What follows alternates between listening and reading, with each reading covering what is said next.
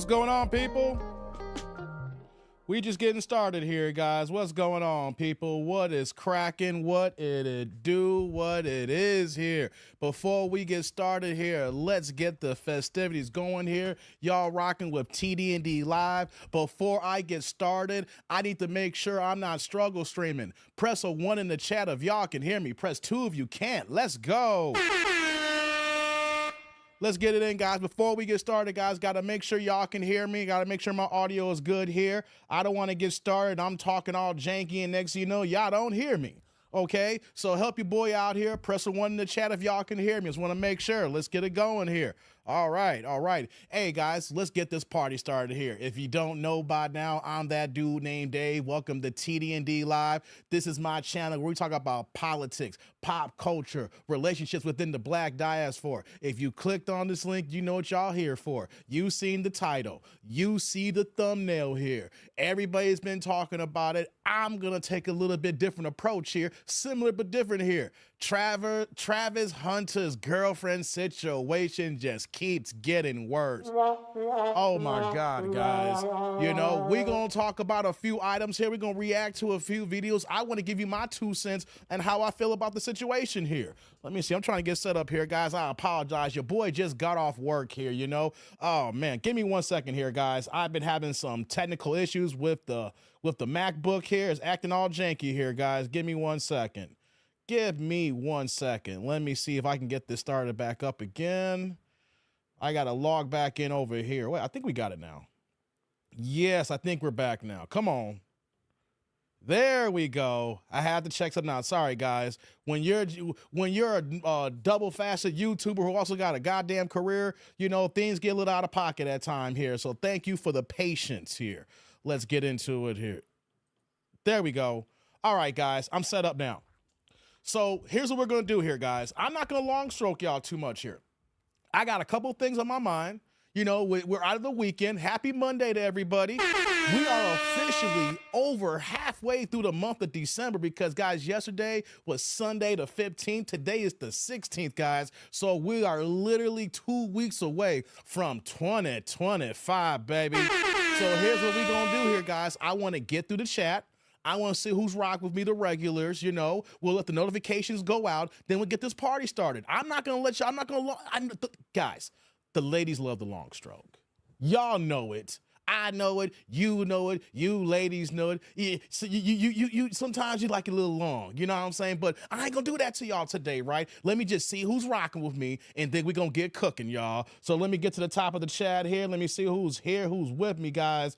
Let's see. Let me go here. Shout out to my man Pooh Man. He dropping the Cash App since that's the first comment here. Shout out to Pooh Man, the #1 mod in my channel here. He is showing support, showing love, helping your boy out because it's hard being a YouTuber here, right? You guys understand. I'm an independent content creator, all right? These things ain't free, all right? I said it in my last live stream. I'm going to say it again. Guys, these live streams are getting harder and harder for me to do. So I need y'all to show y'all support, okay? Super chat, super thanks, super stickers. We got the Cash App ticker going, scrolling down on the bottom of the screen there, $ that dude named Dave. We also got the memberships as well, guys, because I'm telling y'all, it is hard to come up to give y'all a show and rock for 2, 3, 4, 5 hours at a time, depending on how I'm feeling. I shouldn't say 2 hours because how often do I do a 2-hour live stream? Never. How often do you see a 3-hour live stream? That's the bare goddamn minimum. So show y'all support.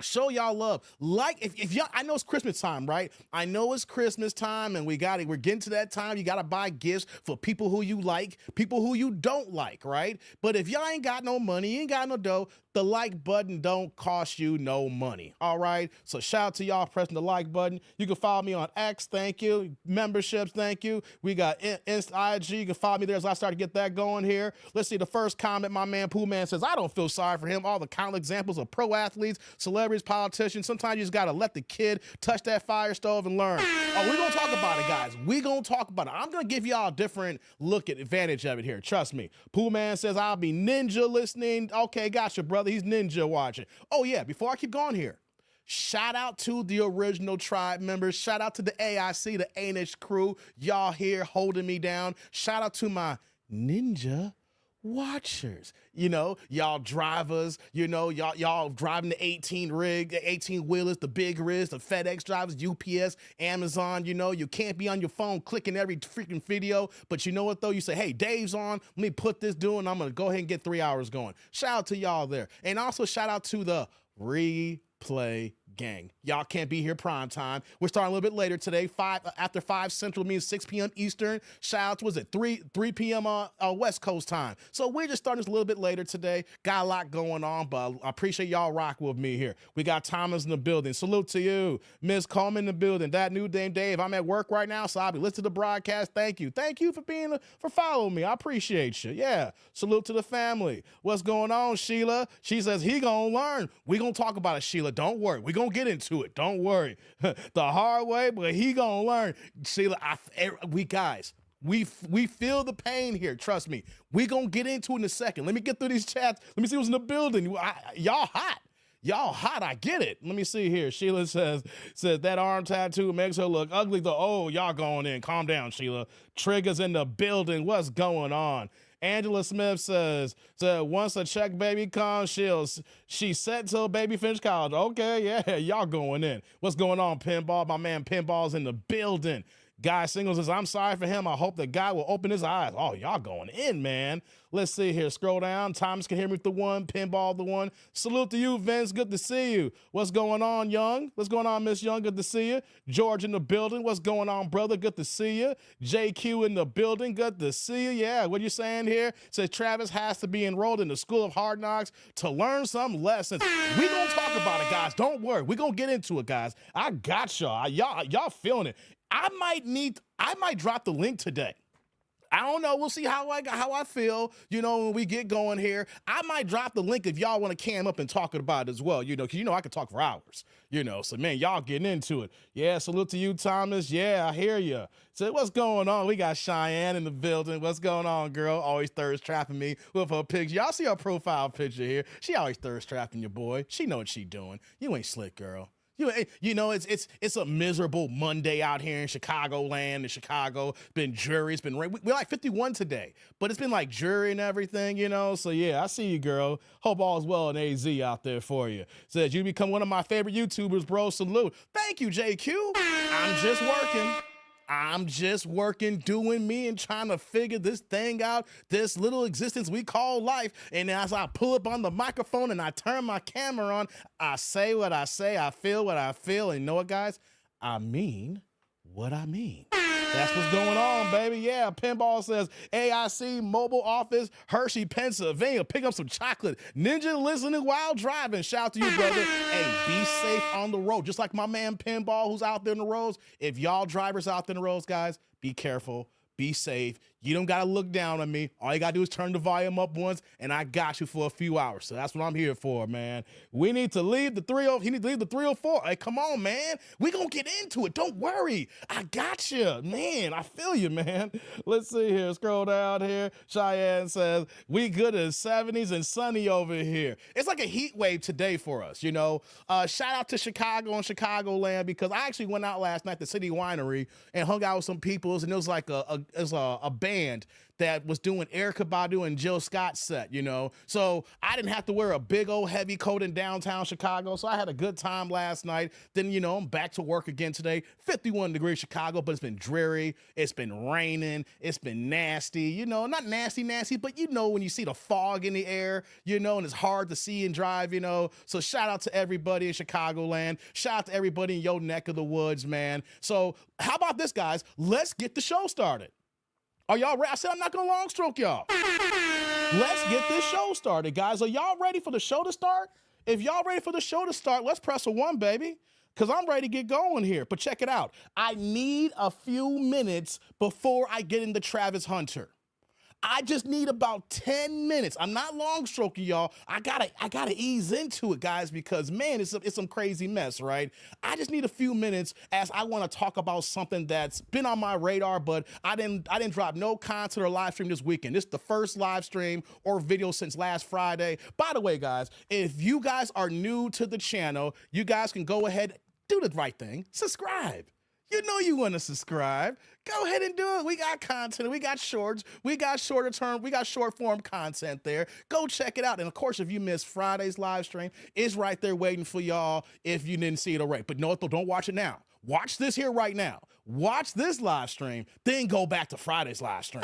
That's how we got to do it, people. You know what I mean? What's going on, Miss Mo in the building? Good to see you. We got Mo in the building here. You got the one you can hear me. Pinball says Monday, Dick Nanigans. Yeah, it's going to be a little bit Dick Nanigans here. Hey, what's going on, Kelly? Good to see you. Guys, before we get to Travis Hunter, let me do my first opening story, guys. My first opening story, because y'all know I reside here in Chicago. Y'all know I'm heavily invested into Chicago here. You see MJ behind me. Ain't no ifs, ands, or buts about it. You see MJ, and you see the Game 6 there. You see Kobe and LeBron. I mean, Michael and LeBron, look at our fallen soldier Kobe. You know I'm all about Chicago, right? But one thing you guys know about me is I'm bi-coastal. I work in New York as well. And I got a lot of coworkers who not only live in New York, but they live in Jersey. So I need to ask the tribe something here. Because we're going to lead into this Travis Hunter here. What in the hell is going on with these UFO sightings? No, seriously, guys. Wait, press a 1 in the chat right now if y'all been following the news and seeing not just UFO, the drone action on the East Coast. What's going on in New York and New Jersey right now? Has anybody been following this story that's been going on? It's not just random people who are scared folks, who are conspiracy theories saying, yo, the UFOs are coming. They coming out here. Guys, people are randomly in groups, have their phones out, and are seeing the drones in the goddamn skies. Like, guys, press a 1 in the chat. Okay, I see some ones here. Okay, JQ, you've heard about it. Okay, Miss Young, you've heard about it. Okay, Thomas, you heard about it. What's going on, Divine? Shownuff, what's going on, Shownuff? You heard about it. Oh, what's going on, Chef? You heard about it. Guys, okay, here's what I want to do here to get started here. We're gonna get into this Travis Hunter situation because I got time to talk about this, right? But this drone action in the East Coast right now, like, what is going on? Do y'all think that this is possibly an internal military exercise that our government's doing right now? Or do we have hostiles that is in our jurisdiction in America? Guys, if y'all know me, how I get down, right? I don't care what y'all say. I'm an American, right? That's all I know. Shout out to my FBA brothers and sisters out there, right? Shout out to my FBA brothers and sisters. I'm trying to stay tether free, guys. Shout out to my FBA brothers and sisters. But we live in America with the little apostrophe and the capital M, America, right? But is America doing drone exercise on us here? Or is it hostiles? Or is it aliens, y'all?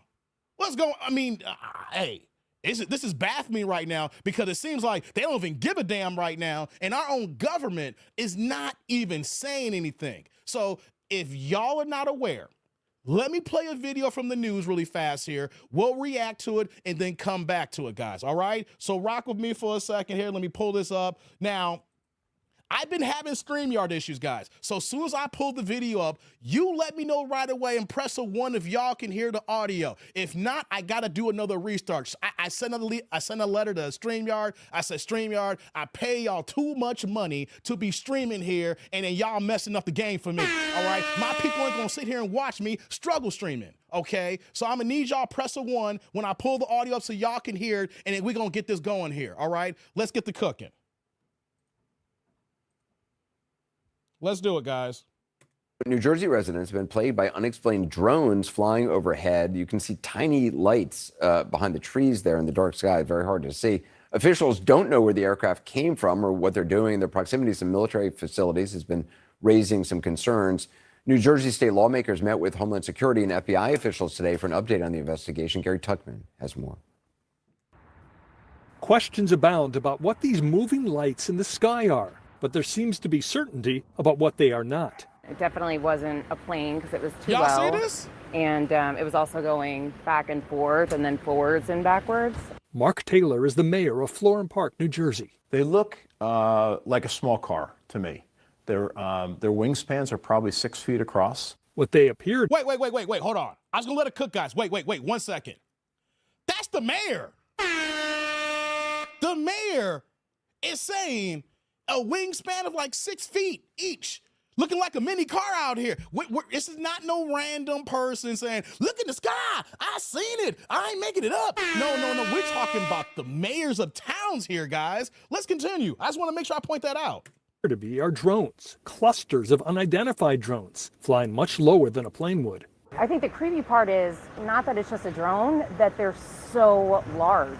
In New Jersey's Ocean County, sheriff's deputies took their own video of the drones. Check this out, saw guys. something flying a little low. So we took some video of it, and not really sure what it was. Definitely something flying low and fast. Lower, faster, and larger than a recreational drone, says the deputy. It was coming in our direction. It spun around, did 180 degrees, went back out the other way, then it kind of looped around and then took off past us. Planes, they have, a white tail light coming from them, and each wing has a different color, whether it be red or green.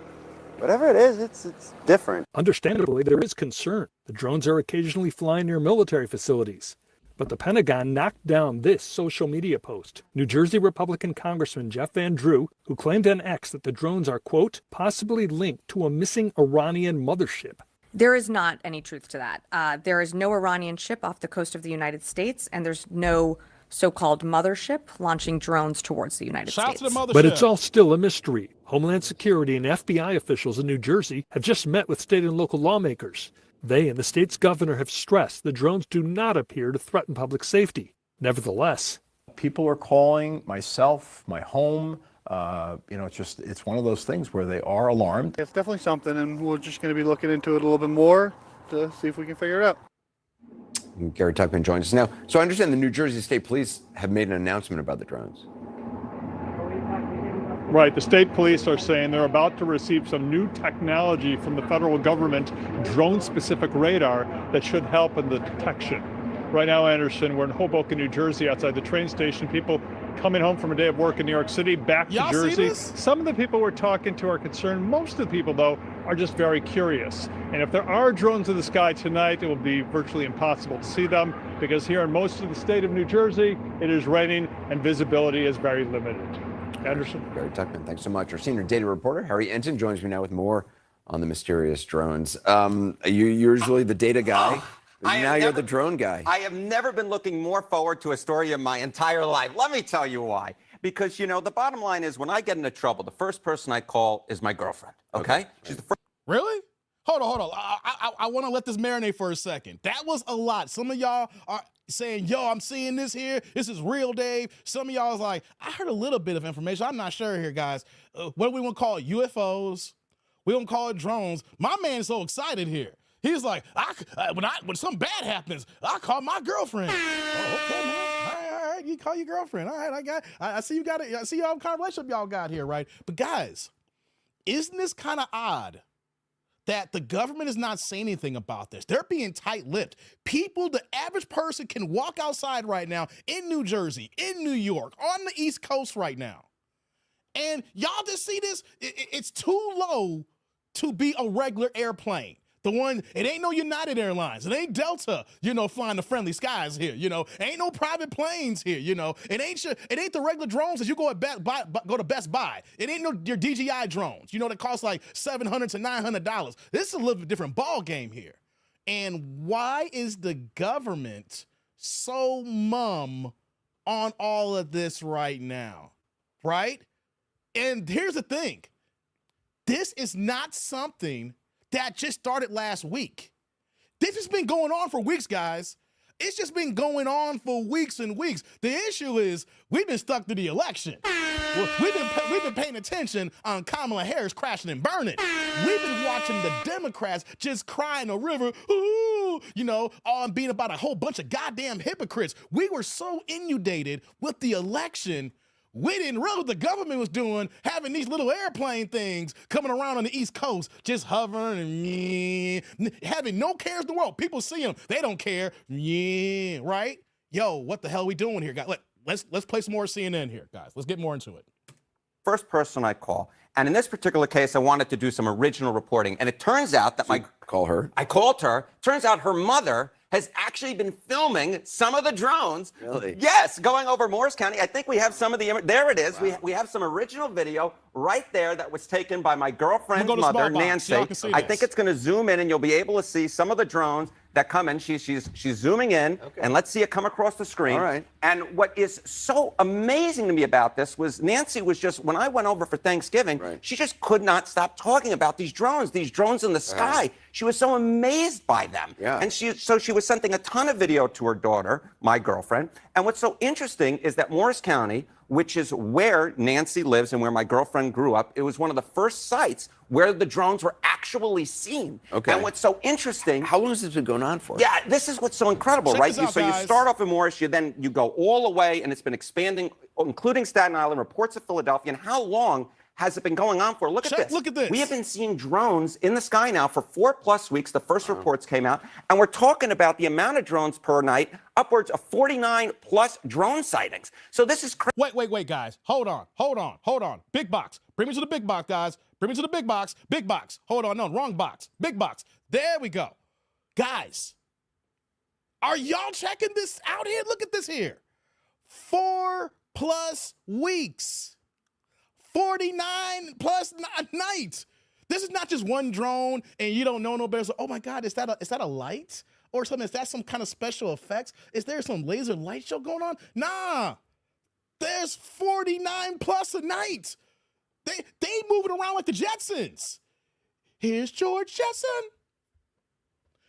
Hey, where's Elroy? Where's Judy Jetson? This is what's going on here, guys.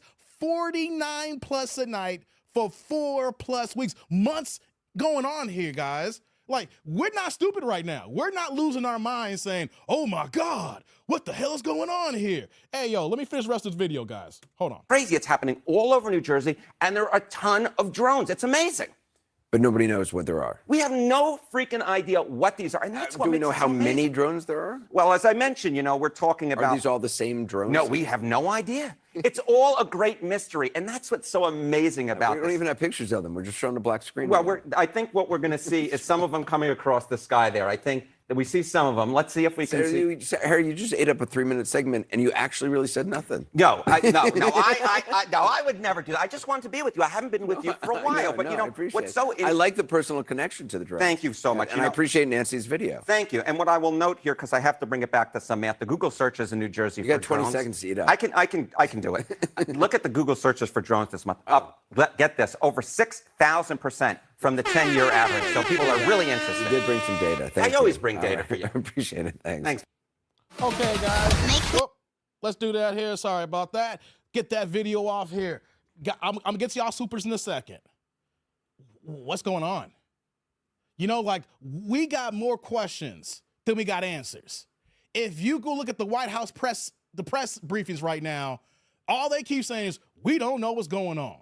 It is what it is. They're being silent. They're being mum here. A month straight? 49+ a night here? Are they conducting some sort of military exercise?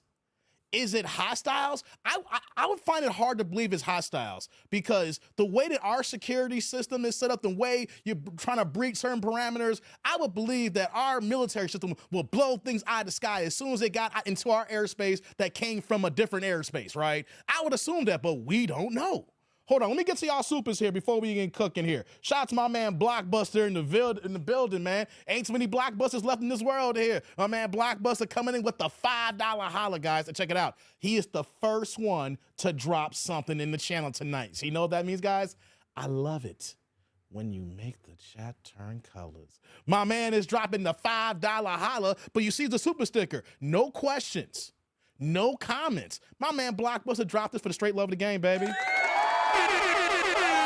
Shout out to Blockbuster in the building. My man Blockbuster. Hey, brother. Salud. Thank you for the holla. I appreciate you, man. Thank you. Right back at you with the super sticker. First of the night, guys. Show y'all love and support, man. I gotta keep the lights on, guys. I gotta keep the lights on. Right behind you, Blockbuster. Thank you very much. It's my dear friend JD is in the building. What's going on, JD? My man Jay Dizzle in the house here. Hey guys, he got a YouTube channel. Him and his wifey trying to get monetized here. So check this out. Go to his channel. Well, not right now, or if you can toggle, go there and come back here. Right. Watch stuff with us. Right. They're reacting to TV shows and things of that nature, pop culture things. So shout out to my man JD. They're trying to get the monetization status, guys. So help them get the monetization status here. He dropping the $10 holla, pushing the yellow plate in the chat, saying such an interesting topic. Can't wait to hear TND's opinion on the origin. Much love, bro. My man JD is in the building, man. Shout out to JD and shout out to Watch Up Above his channel, guys. Hey, brother. Salud. Thank you for the holla. I appreciate you, man. Thank you. And right back at you with the Super 10 spot. Thank you, brother. I appreciate you, man. I appreciate that. Let me go back into the chat here. I'm going to see what y'all saying here before I get some more comments here on this here.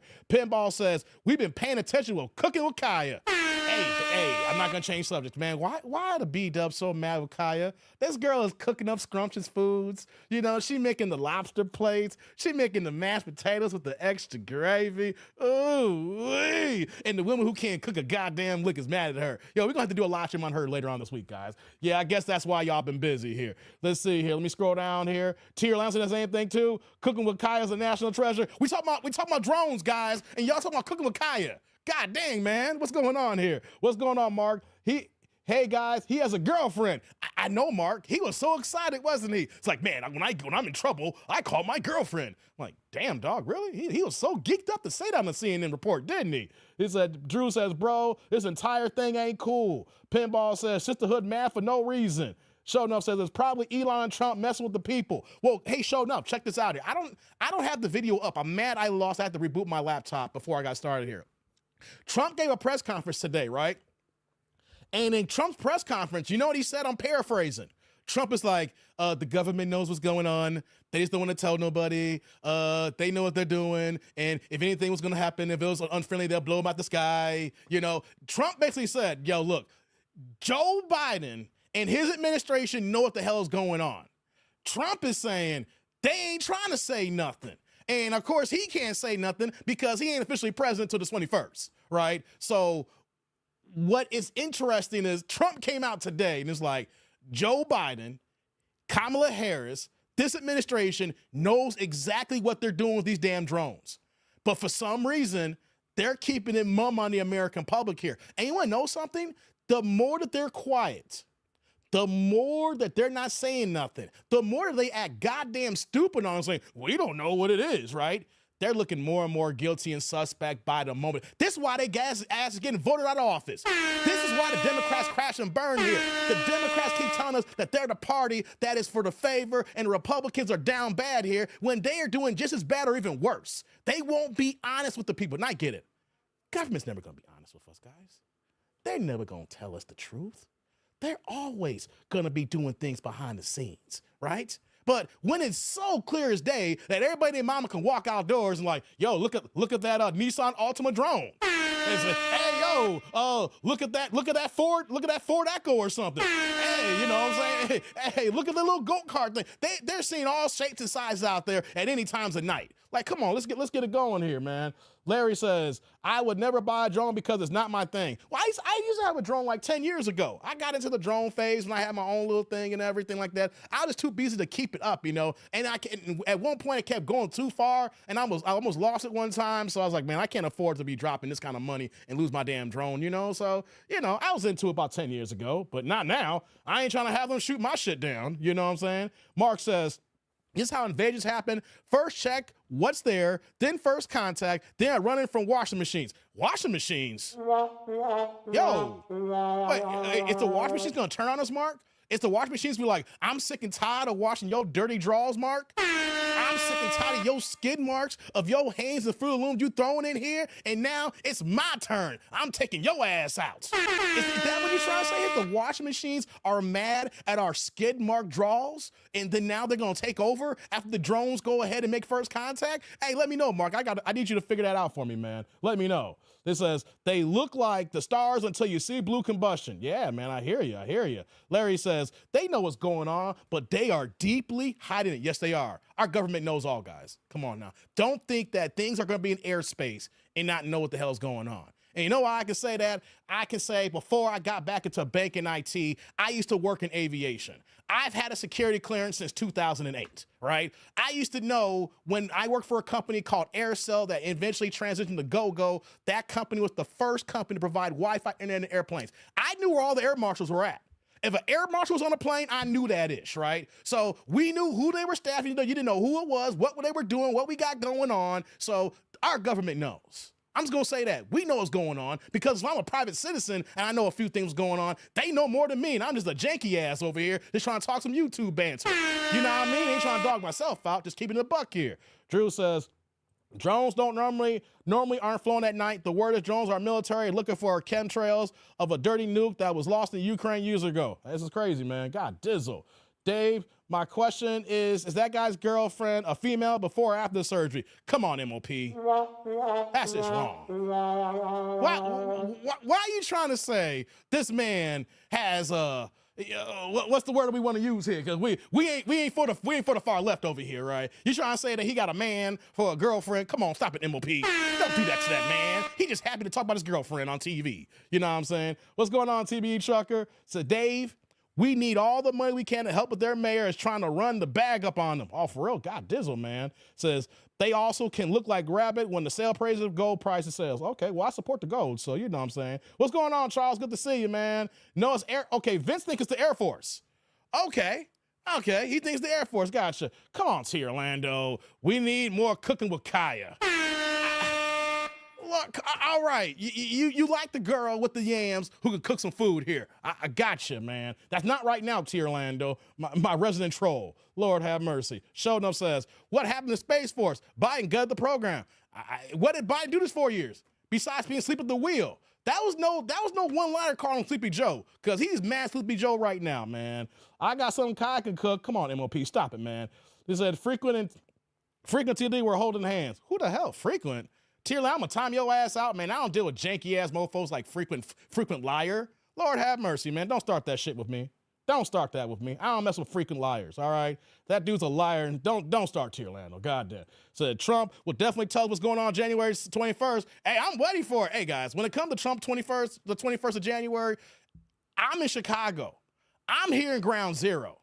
I'm here where the illegals are at, where the migrants are at, where when I come to work and I gotta walk across families and armed babies and all that stuff here, I'm here for the 21st. Same as y'all want people to come out comment section saying, damn dawg, you wild for that. You know what's wild? What the goddamn Biden administration done these last 4 years. I know no one's perfect. I ain't trying to say, we're trading one for the other. I just gotta get these damn illegals out of my country, guys. I gotta get them out of my city. That's my main thing. That's the consolation prize, guys. He says, it's crazy how when a brother comes from nothing makes it, outsiders instantly find us cute and takes our wealth before it can trickle down. Okay, we're gonna talk about it in a second. Don't worry, guys. Don't worry. We'll get to Travis in 1 second, guys. I just want to talk about this for a second. Brandon Johnson got to go, man. Brandon's got to go.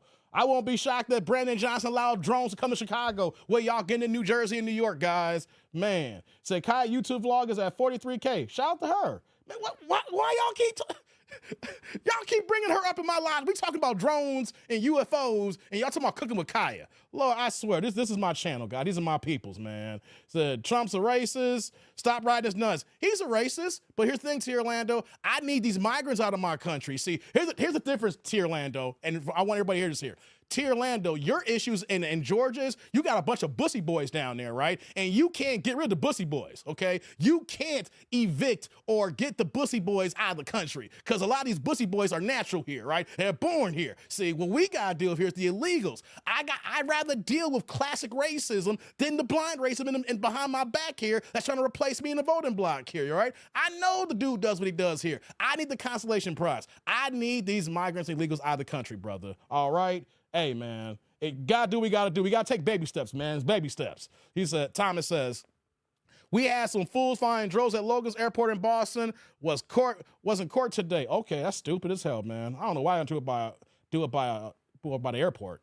Let me see here. Our mayor here in NYC is turning face with these migrants, and he's closing shelters down. Yeah, Eric Adams. Hey, Eric Adams got a whole different tune now. Because you know what though, his own party turned on him.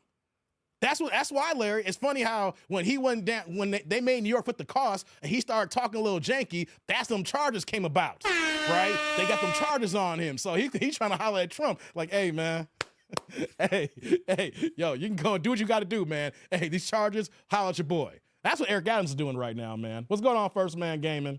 What's going on? I would wife Kaya. Come on, Tierlando. Calm down, man. What's going on, Derek Dave? You missed our live last night. Top 5 sports movies. TND Sports Talk. What is TND's favorite sports movie? I can't do that right now, Derek. And the reason why I didn't show up your live stream last night, because I was at a concert last night. You know your boy got to have a life, too. You know, what did Jody's mom say in Baby Boy? Mama got to have a life, too, Jody. That's the worst example on my channel with B-dubs, right? Jody, mama got to have a life, too. Yo, come on, Derek. Dave got to have a life, too. Dave went to a concert last night, all right? Dave was having a good time. That's why I couldn't YouTube with y'all. Say, hey, Dave, Travis just released it. I know. We're going to talk about Travis in a second, guys. No, we got to do that now. We might as well get into it. Let me just scroll down to the bottom of the chat. It says, y'all going to milk the hell out of the story. What? Milk what? We just got started. This is my first. See, I can't stand people who just come in here and just talking reckless and don't even read the goddamn room. This is my first time talking about the drones here, and I work in New York, right? And then gonna come and say, you're gonna milk this out. How can I milk some? This is my first time talking about it. Read the room, brother. Read the room. What is it? TND had a date night. Yo, I was kicking with family, man. We had a good time, man. Went to City Winery. You know what I'm saying? Had a good ass time. Tierlando, stop trying to hate, man. Stop trying to hate. All right. All right, guys. Let me close out here.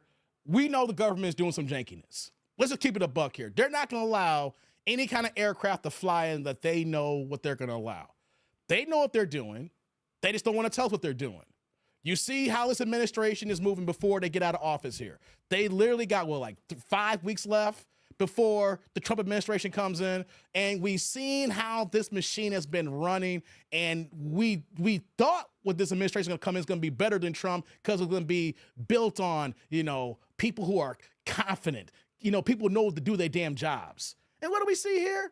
Not a damn thing. Just more lying, doing their own thing, and Sleepy Joe looking like he got a blanket on, waiting for him to go out to the pasture. You know what I'm saying? But let's just keep it a buck here. Our government knows what they're doing.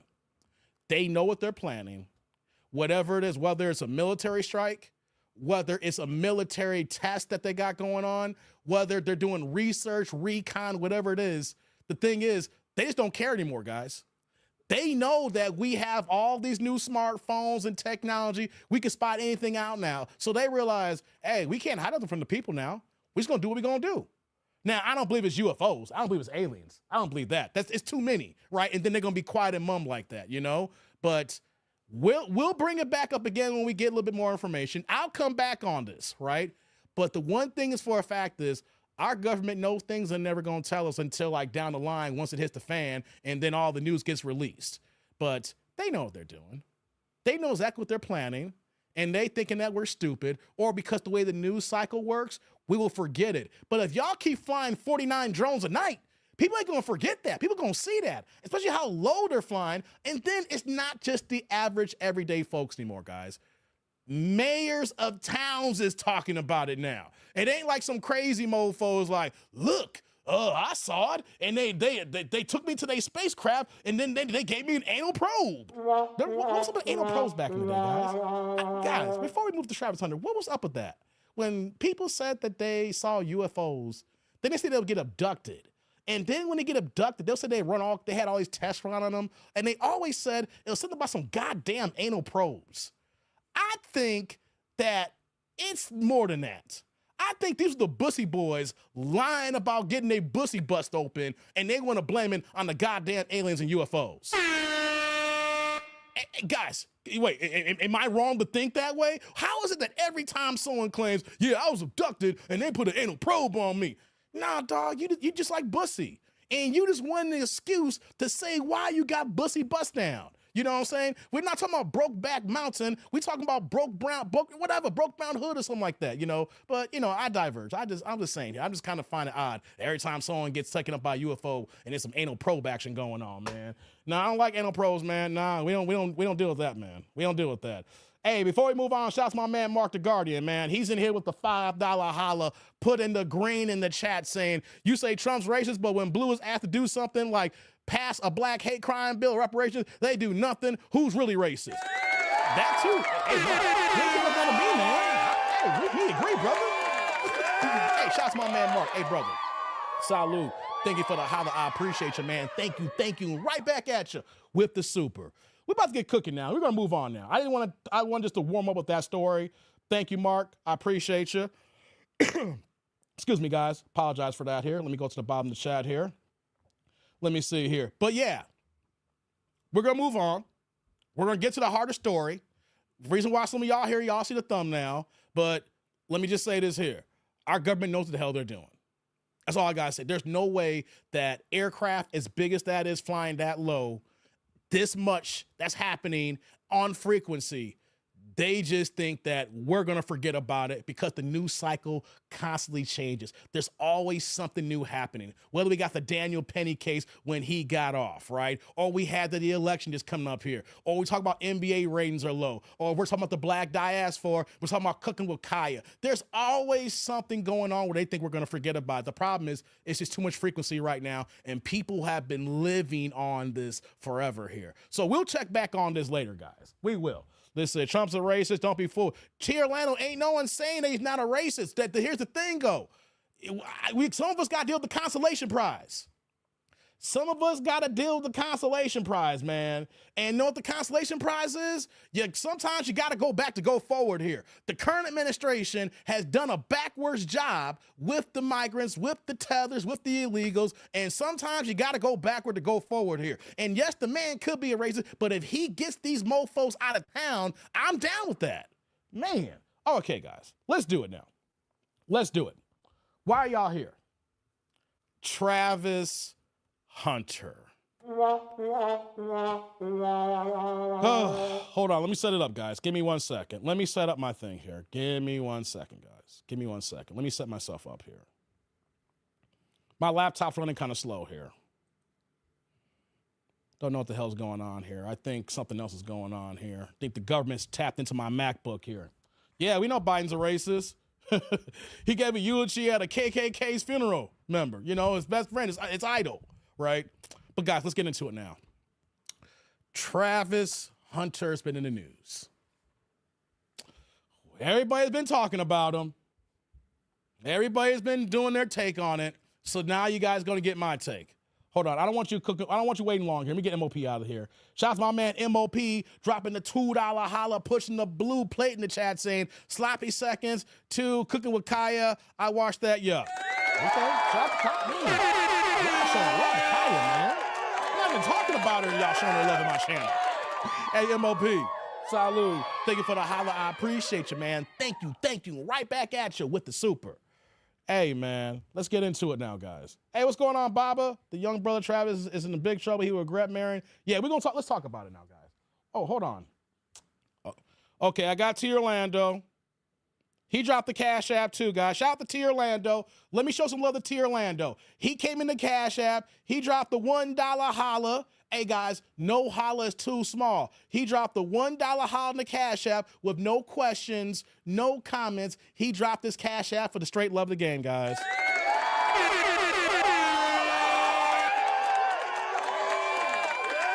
Hey, brother. Salud. Thank you for the holla. I appreciate you. Thank you.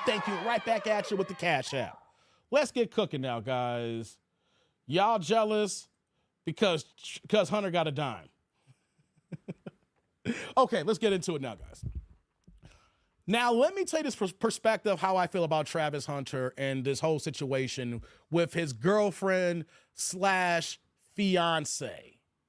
Yes, because Travis Hunter, out of his own mouth, I believe he was on the Pivot podcast, that they already have a date for the wedding. Did y'all know that, guys?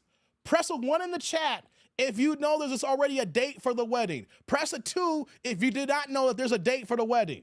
I'm curious, does everybody who's watching right now, do you guys know that there is a date for the wedding?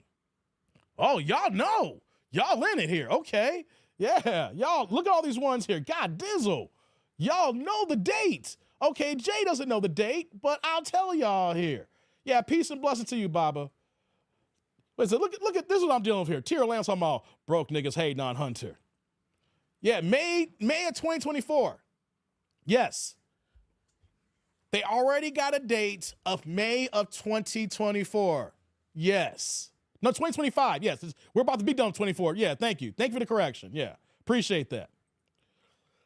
Travis said that after the draft, after the combines, he want to go ahead and have this nice wedding, wife her up, go ahead and start making babies and have a nice family. And you know what, guys?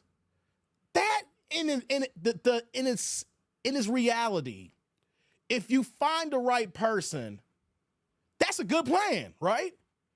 Don't make no out of wedlock babies, right?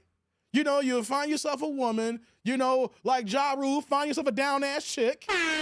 You know, you kick it for a hot minute. You know, you test the loyalty out, then you get married, and then you have some kids. You get a nice little house. You raise a little snot nose. Yeah. You know what I'm saying? And you be the man. You go ahead and get your NFL contract on, you know, and then you live happily ever after. There's only problem with that scenario, guys. There's only one problem with that scenario. This is goddamn 2024, 2025. No one thinks like that no more. But hold on.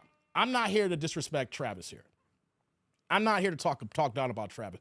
He is a 20-year-old man, but technically, when I hear 20 years old, I hear a boy, guys. Not disrespecting, because when I was 20 years old, I thought I was grown. I thought I knew it all, but I was just a little boy.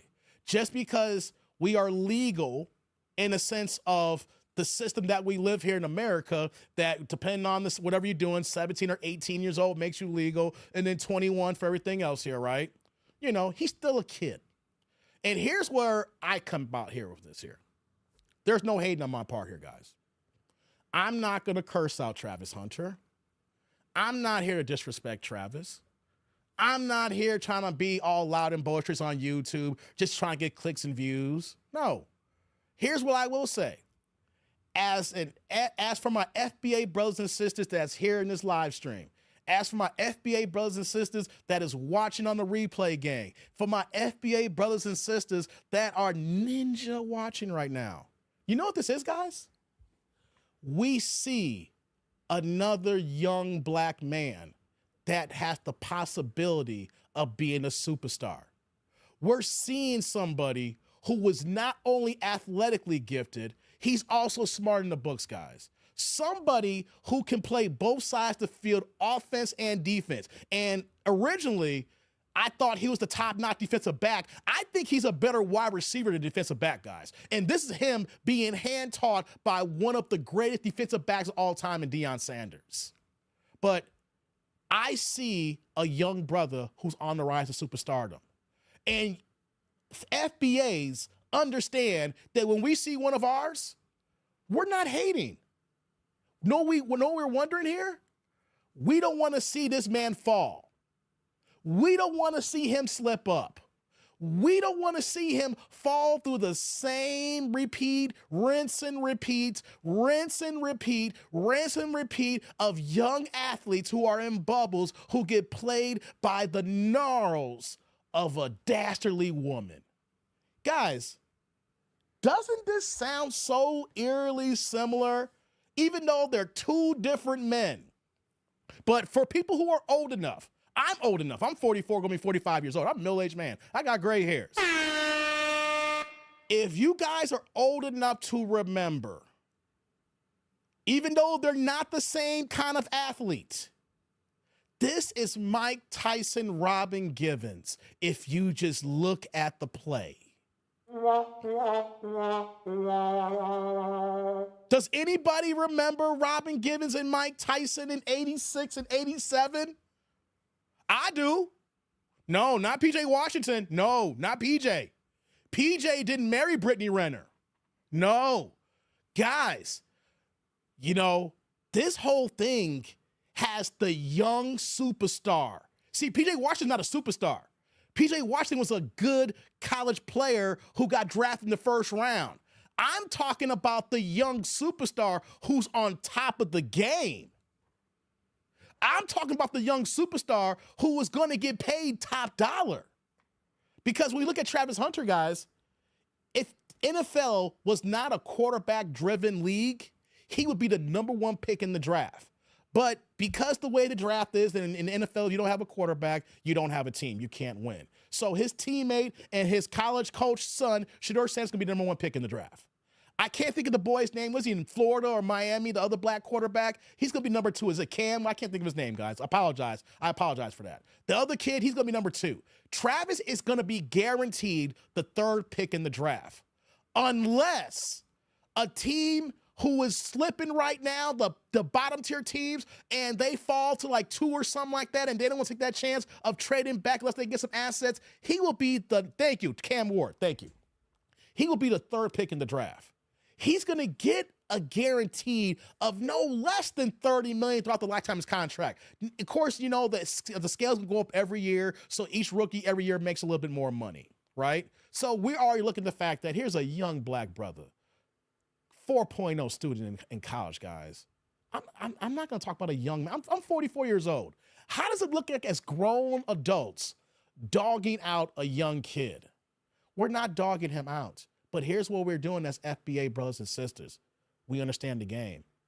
We understand when we see a young one who we know is destined for greatness. We don't want to see him fall. We want to see him rise to the top and be another one on the pantheon of great athletes that come from our lineage. We're not even pocket watching. We're just hoping that he's under the tutelage of Deion Sanders, made the best decision by not going to Florida State, but going and working under Deion, working under Prime, went to Jackson State for a year, went to Colorado for 2 years.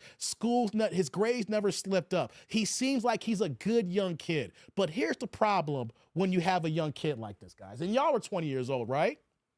Y'all were 20 years old at one time. What happened when y'all was 20 years old? It didn't matter what our parents told us. It didn't matter what our OGs told us. We had OGs. We thought we knew everything. We thought we knew everything. We thought we knew right is wrong. We knew up, down, left, right, AB, what start? Contra status, right? You know what I'm saying? We know we can go hither and thither, to and fro, here and there, far and back, and there and yonder. We were young, had energy, had youth on our side, and the world was our oyster. And just because we read a few books, we got the internet, we think we know everything. We think that we're smarter than our parents. We think that we know more than 30 or 40-year-olds, you know? But no, it's not that. All of us here as men have taken losses. Guys, you know, if this is your first time here or if you've been here for a while, how many times I got to say there is not one man who is living today, whether you were in this chat, your ninja watching, your cousins, your uncles, your daddy, your granddaddy, your pappies, all across the board, your best friends.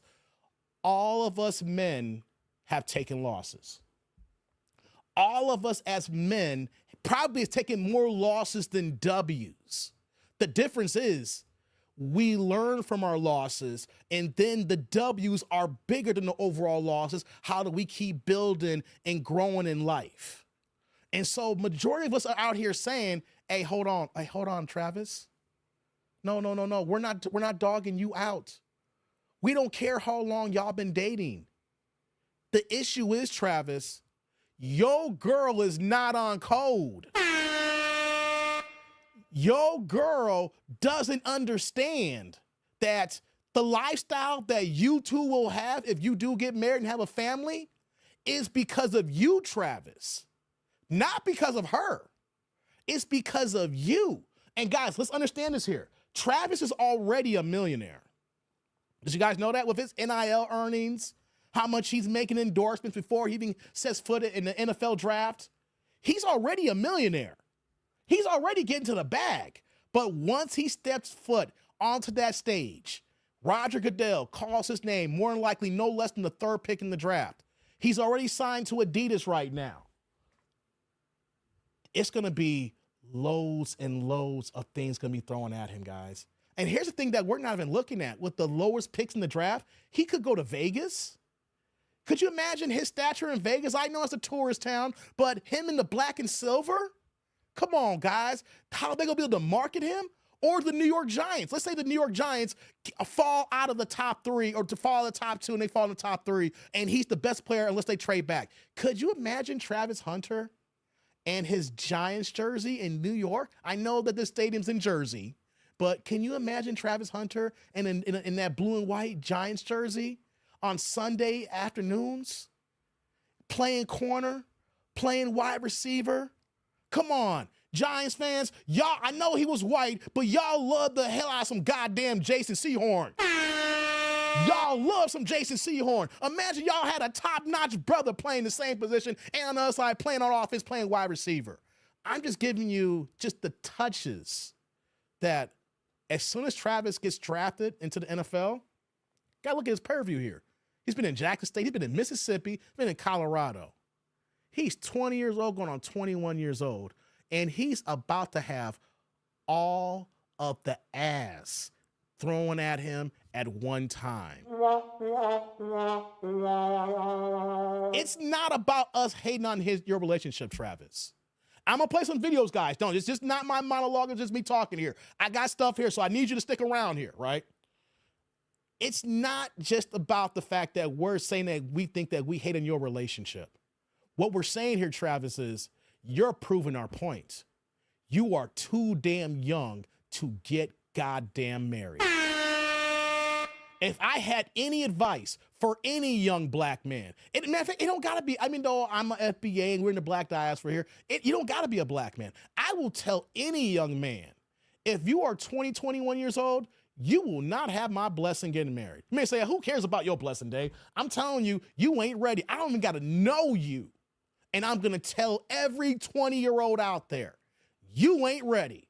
Just because you are financially equipped to hold down a family doesn't mean that you are mentally ready and stable to hold down the fort here. And then as we go on and on now, because Travis has come out and said, y'all weren't talking about her a long time ago and everything like that. We've been good and everything, right? Well, we've questioned it from the get-go. The problem is, now that we know that you're going to the pros, now that we know that you're a guaranteed top 3 pick, now that we know that you're guaranteed 10s, the 20s, or 30s of millions, guys, by the time that he gets drafted into the NFL, by the time we know what team he goes to and the additional endorsement deals he's going to have out there, it's not out of the question to think that he's going to have a minimum of $50 million in guarantees, the very bare minimum. So what we're saying here to Travis here is, you're not ready. You got too much money. Too many women have used the situation to go ahead and sink their nasty claws into young men and then take half of the money that you have built up that they didn't do. They didn't wake up at 4 a.m. running those wind sprints. They weren't out there in the practice taking those hits. They weren't out there doing those toe touches so you could stay in bounds there. They weren't in the gym with you when you're actually working out and you're doing your 2-a-days. They weren't out there when you were running those additional miles. They weren't there in the off season when you were in the hot Texas or in Florida running those extra miles, making sure you stay in shape. They were not doing that. Yes, she may have been a support system. Yeah, she may have given you a little bit of love. She may have gave him a little bit of booty, gave him a little bit of, oh, it's going to be okay, but gave him a little bit of hugging. But guys, I want all the men here in this chat here right now. And if you ninja watching, or if you're a replay gang, put yourself in the mind of yourself when you were 20 years old. For me, that was the year 2000 for me, guys. March of 2000 when I was 20 years old, until March of 2021 when I turned 21. I remember when I was 20 years old, I didn't know a goddamn thing. My pops, rest in peace.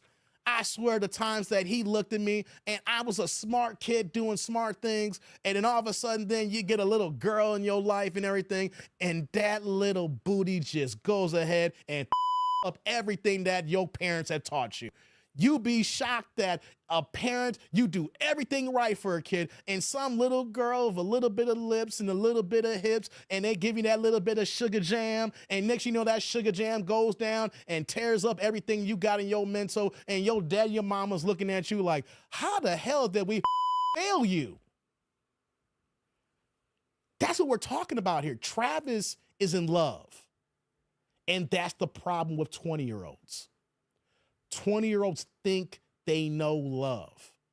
And there could be a semblance of they understand the communication that he has with old girl, but just because that you love this girl, you're not ready to love her the right way because you're not mentally mature to love her. Because here's the situation. This ain't like our grandparents in the 1940s, the 1930s. It's a different kind of ball game when we talk about social media in 2024 and 2025. And then you add the fact that she's 23 years old. She's been older than him. Seems like, you know, after she kept him on red in the DMs, like she's been kind of playing this position for a hot minute here. But why is it also that we're saying that, Travis, this is a problem? We're not hating on you. We're worried that you're ruining your life. And I've seen so many people in the comments section. Y'all start off early. Y'all said, he gotta learn, Dave. He gonna learn the hard way. And that's the thing. Somebody as smart and as accomplished as him, what happened when we were 20 years old? We didn't listen to our parents. They couldn't tell us anything. Even if our parents had the roadmap to success, we thought we could do it better. We think that our parents didn't even do it the right way. Or we will say, y'all too old. Y'all don't understand. It's different with this generation here. You don't know what it's like to have relationships these days here. We know how to move differently. And you know what we say, guys? You know what we say? Travis, your mother wrong on that. Life is nothing but a rerun. Yes, we have certain things that younger people have access to that we didn't have access to when we were younger, but the dynamics between men and women don't change.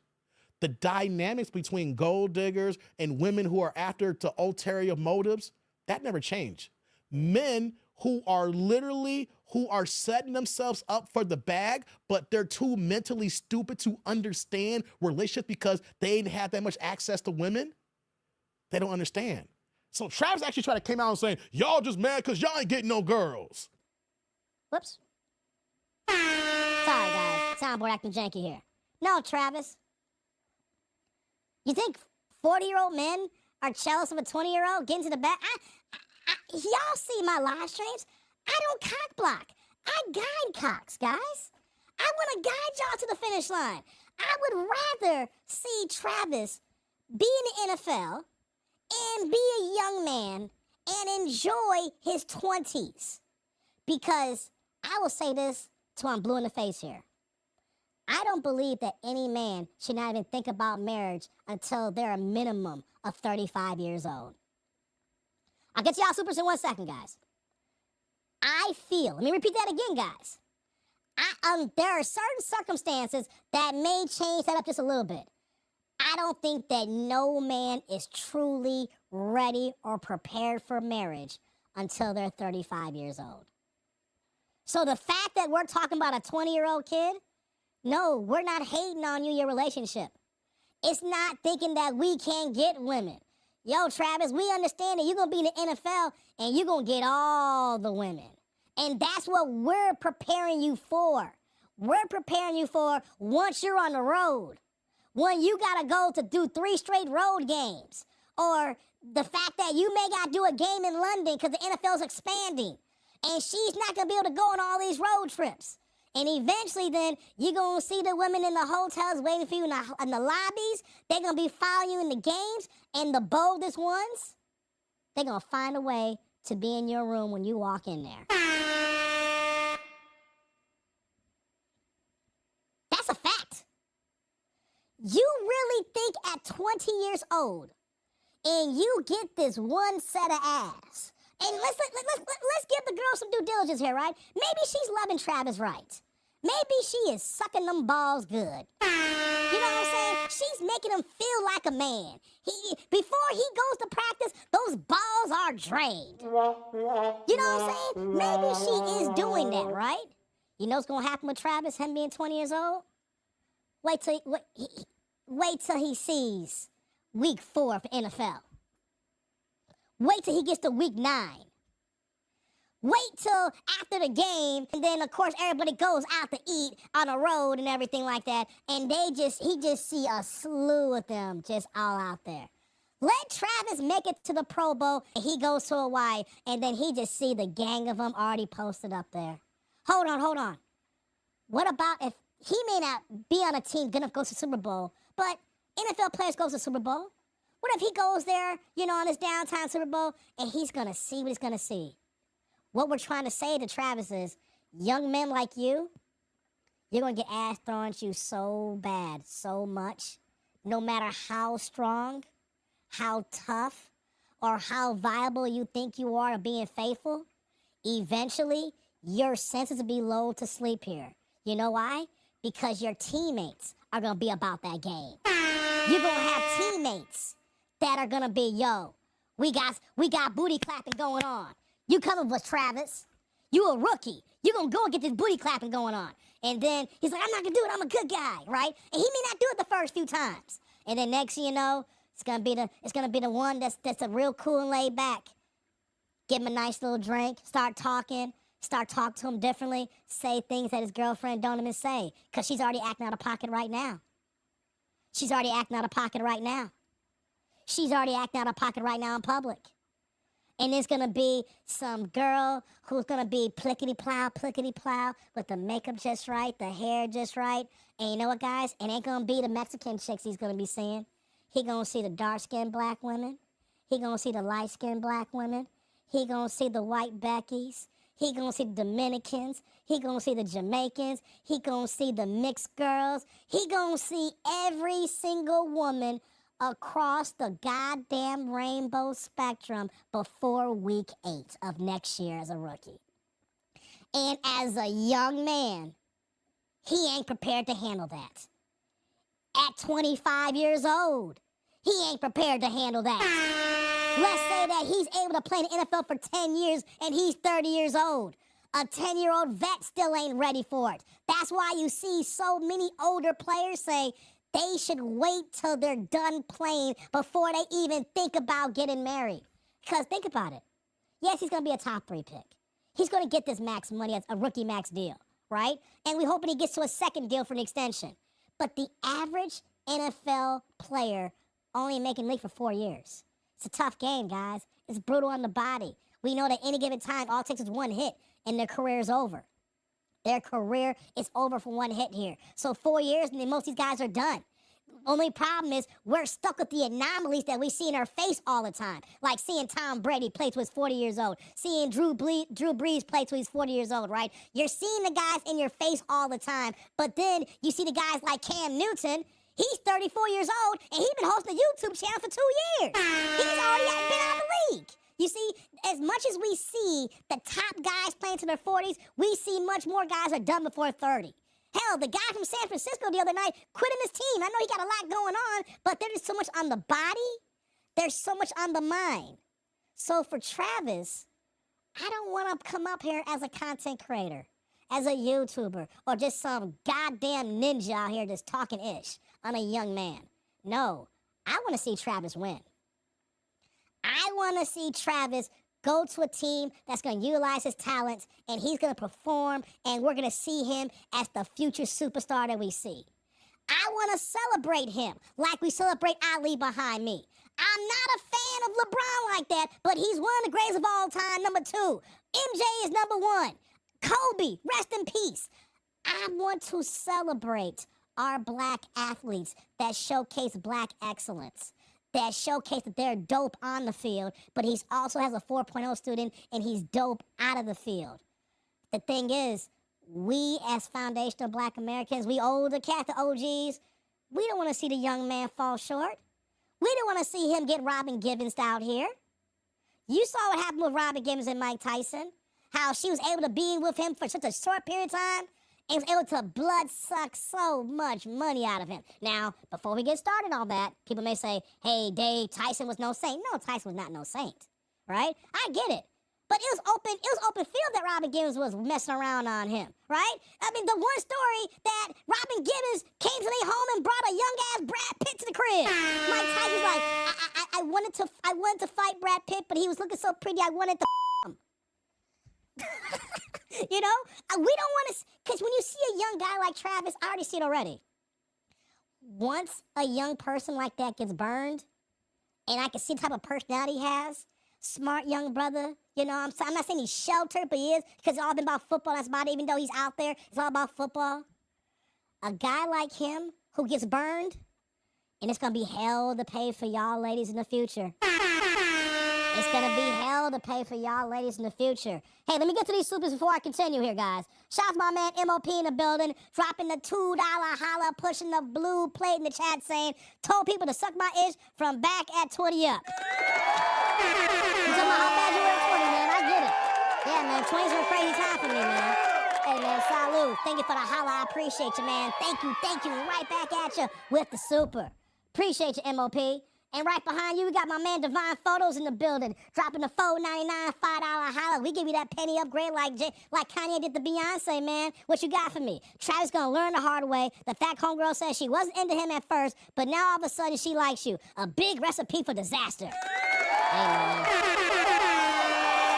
Hey, man, I hear you. Hey, Divine. Hey, brother. Salute. Thank you for the holla. I appreciate you, man. Thank you. Right back at you with the green super. So Phyllis said, Travis should be careful about ranting on social media. Team's going to wonder if he can separate private life from professional. They're not worried about that, Phyllis. They're not worried about that. It don't look good, but they're not worried about that. He's going number 3.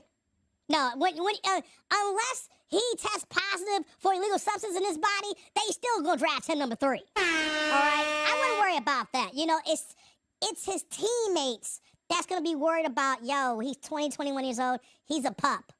He's a young babe in this game. You know what I mean? He's a pup. Mike Tyson wasn't Robin tight. Thank you, Miss Young. I think Robin Gibbons made that clear. We come from 2 sides of the different tracks. Y'all remember that interview? If you old enough? When Robin Gibbons' response to the way when she said that she wasn't checking for him in the DMs for 2 months is when Robin Gibbons said in that Barbara Walters interview, we live on 2 different sides of the tracks. That's her saying, he's not my type. But you know what, though? He's the heavyweight champion of the world. And you know what? There is no ninja bigger than the heavyweight champion of the world. And you know what also, too? Women love a ninja that can knock out. You know what I'm saying? But guys, why are we also saying that we're worried about Travis? Not only the fact that he's talking about getting married at 20, 21 years old. Not only talking about getting married before he signs his first NFL contract. And so here's what we're saying here too. If you are going to get married, Travis, I hope that you are investing into a top-notch lawyer so that you can draft up the most ironclad prenups, okay? Because she didn't take those hits at Colorado. She went out there with primetime Dion in the rooms there when you're talking about your foot placement and your hip and your angles on how to guard that wide receiver. You weren't out there in the practice field when you're working on your hands and the touches on the way to how the ball's going to drop in, and then you're calculating certain maneuvers on the field? No. We're talking about she going to come in here. We're going to see her for a short period of time, and then she going to take your money. But why are we saying that? Why are we saying that, guys? Why are we going hard in the paint with old girl? Well, as soon as I saw her, I knew something was off. Now, I talked about this in my live streams before. Anytime that I see a woman who's got tattoos like her, what's going on, Daniel? Day 1 in the game. Anytime I see a woman with tattoos like that, I'm not saying this is her, but we're going to get into it. either is a sex worker or a sex adjacent worker in the game. In my personal interactions with women, whether I've been in strip clubs, been in bars, when your boy used to be in the streets. Yeah, we are. Hey, come on. Some of y'all still in the streets right now. I talk to y'all. Some of y'all text me. Some of y'all in these streets right now over here being dirty, getting the glizzy, being all nasty. I know what y'all be doing. Some of y'all still in these streets right now doing all kinds of goddamn filth, flaring filth. Right?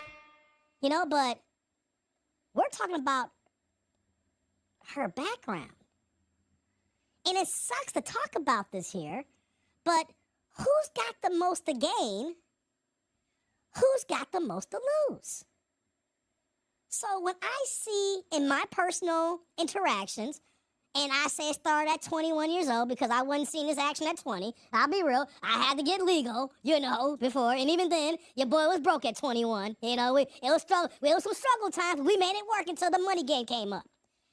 If I ran to any woman, personally, I'm not saying her. We'll get into it.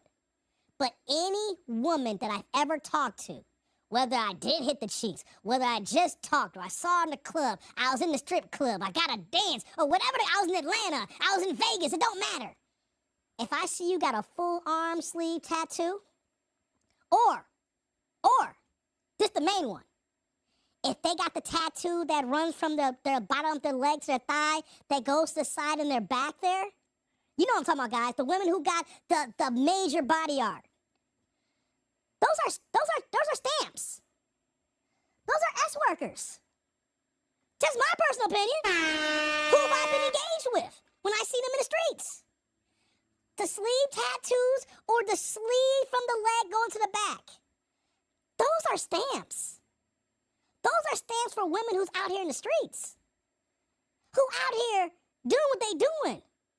Like Jill Scott living their best life like it's golden. But it ain't golden. It's all nasty. Ew.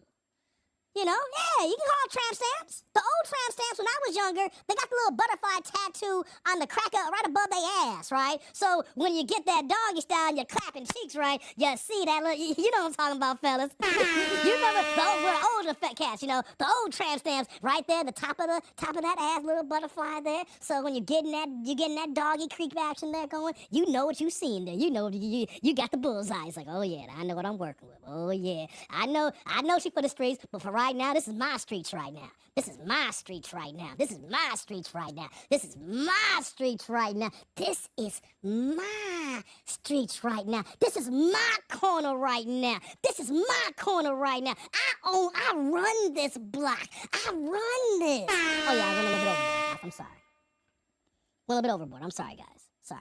But you guys get the point though, right? You guys get the point though, right? You understand? See, ladies, y'all understand too, ladies. If you ladies in the chat here, when y'all was getting down and dirty, you know you got that spot. You know that man's hitting that bingo spot. Bingo, daddy. Oh yeah, they go bingo. Oop, boom goes the dynamite. You know what I'm talking about here, right? You know exactly what I'm talking about here. She just looked questionable from the jump there with those tattoos. That's not a queen. I'm sorry. I'm not, hey, call me out. You know, shout out to people who are tatted up. You know, shout out to the tattoo clan. You know, people who like the ink work. I'm just keeping a buck here. The lane that Travis is going to, he's going to be introduced not only to football players and athletes, he's going to be associated with so many people who's going to be fans of his, whether it's in the entertainment world, the business world, any kind of political world, any spectrum. He's going to be in all these circles. And this is the woman that he's bringing to the forefront here. And what is the main thing that has came up in the last few days? Well, we're going to react to some videos here. Shout out to House of Hypocrites. I've been rocking with House of Hypocrites for about a month and change. Me and him have talked. We've interacted. He was on Cheyenne Bryan's bumper regarding her being a damn doctor when she's not. And he did the homework and did the research. And we reacted to it. He's been in my comment section. I commented back at him. He's a good brother. And he came right back and he was doing some investigating regarding this Travis Hunter situation. Now, I'm going to put this out here right now. Fair use. You know why I'm saying that? Because House of Hypocrites doing this type of work that he did, he got his channel demonetized, y'all. Hey, it's a cold world out here, y'all. You gotta support him on this one, right? Support his channel, House of Hypocrites. But man, he got demonetized doing this here. So all we're doing is just reacting to it right now. So here's what we're gonna do, guys. I wanna react to the video of House of Hypocrites breaking down girl's background, because we're finding out that, was she actually a scripper? A dancer?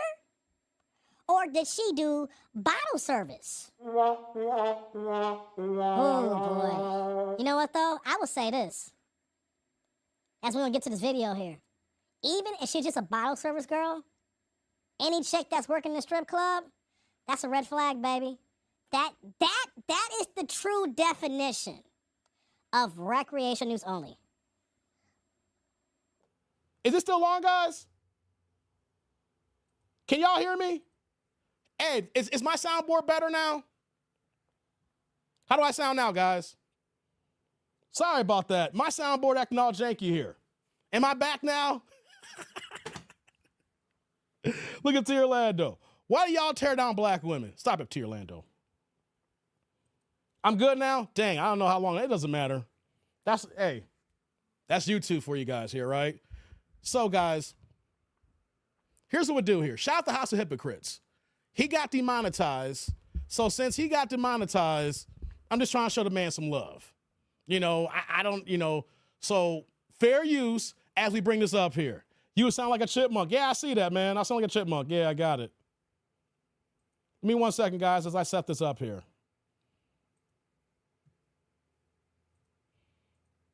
Oh, man. Hey, I gave y'all a good laugh, though, right? I hope StreamYard ain't going to mess me up here. Hold on 1 second, guys. StreamYard's acting janky here again, guys. I literally just lost my screen here. 1 second, guys. There we go. Here we go. We're back here now. Let's do this here. So I sound like a chipmunk. That was funny. I didn't know, Mo. I didn't know. I can't wait to watch the playback, though. I can't wait to watch the playback. I can't wait to watch the playback. I can't wait. Hey, man, hey, I give y'all a show, whether I fuck up or not. Shout out to the tribe here, you know what I'm saying? Hey, man, I give y'all a show regardless. Okay, guys, shout out the House of Hypocrites, guys. So let's react to this video. This is some things that's coming about her past here right now. So let's cook, guys. And that never has been done in the history of college Press football. one if y'all can Maybe hear. she recognized, oh, this Donkey Kong looking motherfucker gonna be rich one day. You feel me? So she doubled back and planted her seed. So within that video, I always read my comments. I'm not big enough yet that I get too many comments. You feel me? So I go in my comments and I see this. Now some comments that Cheetah Club, just be guys. BS. You feel me? And you just don't pay. Hold on, guys. Let me back that up. I see this. Hold on. The girl used to dance at the Cheetah Gentlemen's Club in Atlanta. This should tell you everything you need to know. This is why this is hidden front and center here right now. Travis is talking about falling in love with a stripper. Is this true or not? These are allegations. Allegedly, guys. Allegedly, right? But I want to ask the men in this chat right now, and Tierlando, stop trolling. Hey, hold on. Tierlando says, I've been to Cheetahs. I never seen her. Tierlando, she been with Travis for like 3 years. I don't think she can be working the club when she got Travis. So, Tierlando, I need you to jog your memory to go back 4 years ago. I need you to go back 4 years ago, guys. So what do you say? Y'all never investigate snow bunnies. We don't care about snow bunnies, Tierlando. We're not worried about the white girls, okay? That's not our community, Tierlando. Go ahead and talk to Tom. Go talk to Mike. Go talk to Susie. Susie will talk to the snow bunnies who out there dancing at cheetahs. We're only talking about, we're talking about the black people in our community here. Says, I've been going there for decades. Okay, T. Orlando. All right, then. I'm just asking. You just got to go back at least 4 years ago. All right, let's continue. Now, some comments that just be BS, you feel me? And you just don't pay no attention to. But this one was just too detailed and like just seemed accurate on why somebody would just randomly say this girl worked at a gentleman's club in Atlanta. You feel me? So I told bro to DM me. Bro DM me. And then he sent me her phone number. Oh! Now, I'm on the phone with my cousin. I'm like, hey, bro, I'm doing the story, yada, yada, yada. Oh, Gab might be, you know what I'm saying, one of them things. One of them, yeah, she was getting down in Atlanta in one of them clubs type shit. He was like, bro, if you want to figure out if the number real, put the number in Cash App. Boom, put the number in Cash App. This is her exact number. Oh, wow. I almost FaceTime to be like, you feel me? Just to get it like, you feel me? Oh yeah, this just got interest, man. As I'm writing and editing the video, I went to go check the goddamn Cash App using the number, and the name popped up. Then I said, I just seen this same name on my Instagram looking at my stories. Too much coincidence. I sent you the text message saying, hey, yada, yada, yada. Do you want to leave a statement? And I strategically sent an image with my YouTube stamp on there and Instagram just so you can come find me. You can't find me with your burner account. You had a chance to be like, hey, this ain't true. Or you had the chance to just leave it the fuck alone and let a story be a story. But I might have fucked up and let you get ahead of it so you can now tell your fiance, which should be cool. But you want to see what I know and what I have. I ain't gonna release everything. But this just got interesting. Back to the video. Damn near FaceTime her. But after that, I'm telling bro, hey, send me more information. Black, though, Orlando. So, bro sent me a whole catalog of each bitch goddamn Instagram and phone number that worked at Cheetahs. And I'm going on that verifying it. You feel me? Just so I can cross-reference. But another thing, I had to tie her to Atlanta. So shit, I just went on Twitter, went on Facebook, just to, you know what I'm saying? Boom. She posted about, okay, I'm in Atlanta. You feel me? Shit kind of adding up. And another thing, man, so when I'm going through a Twitter, I'm noticing that she scrubbed, you know what I'm saying, and deleted a lot of tweets. You feel me? From that 2020, 21, late 21, you feel era. But I'm looking through her shit, and I swear to God, bro, like, this woman is is sexually deviant. You feel me? All she talk about is something sexual, and I don't know what she Hispanic or she mixed or something, but she say nigga way more than I say nigga. I swear to God. And that ain't a good look. If you gonna scrub something, man, scrub the stuff that's gonna actually make you look bad with people. You Hispanic chick, and we know it. I know it. It's cool. We feel me, but the mainstream media, they ain't gonna like that shit too much. You feel me? To be fair, I shot her a text to say, hey man, let me get a statement from you.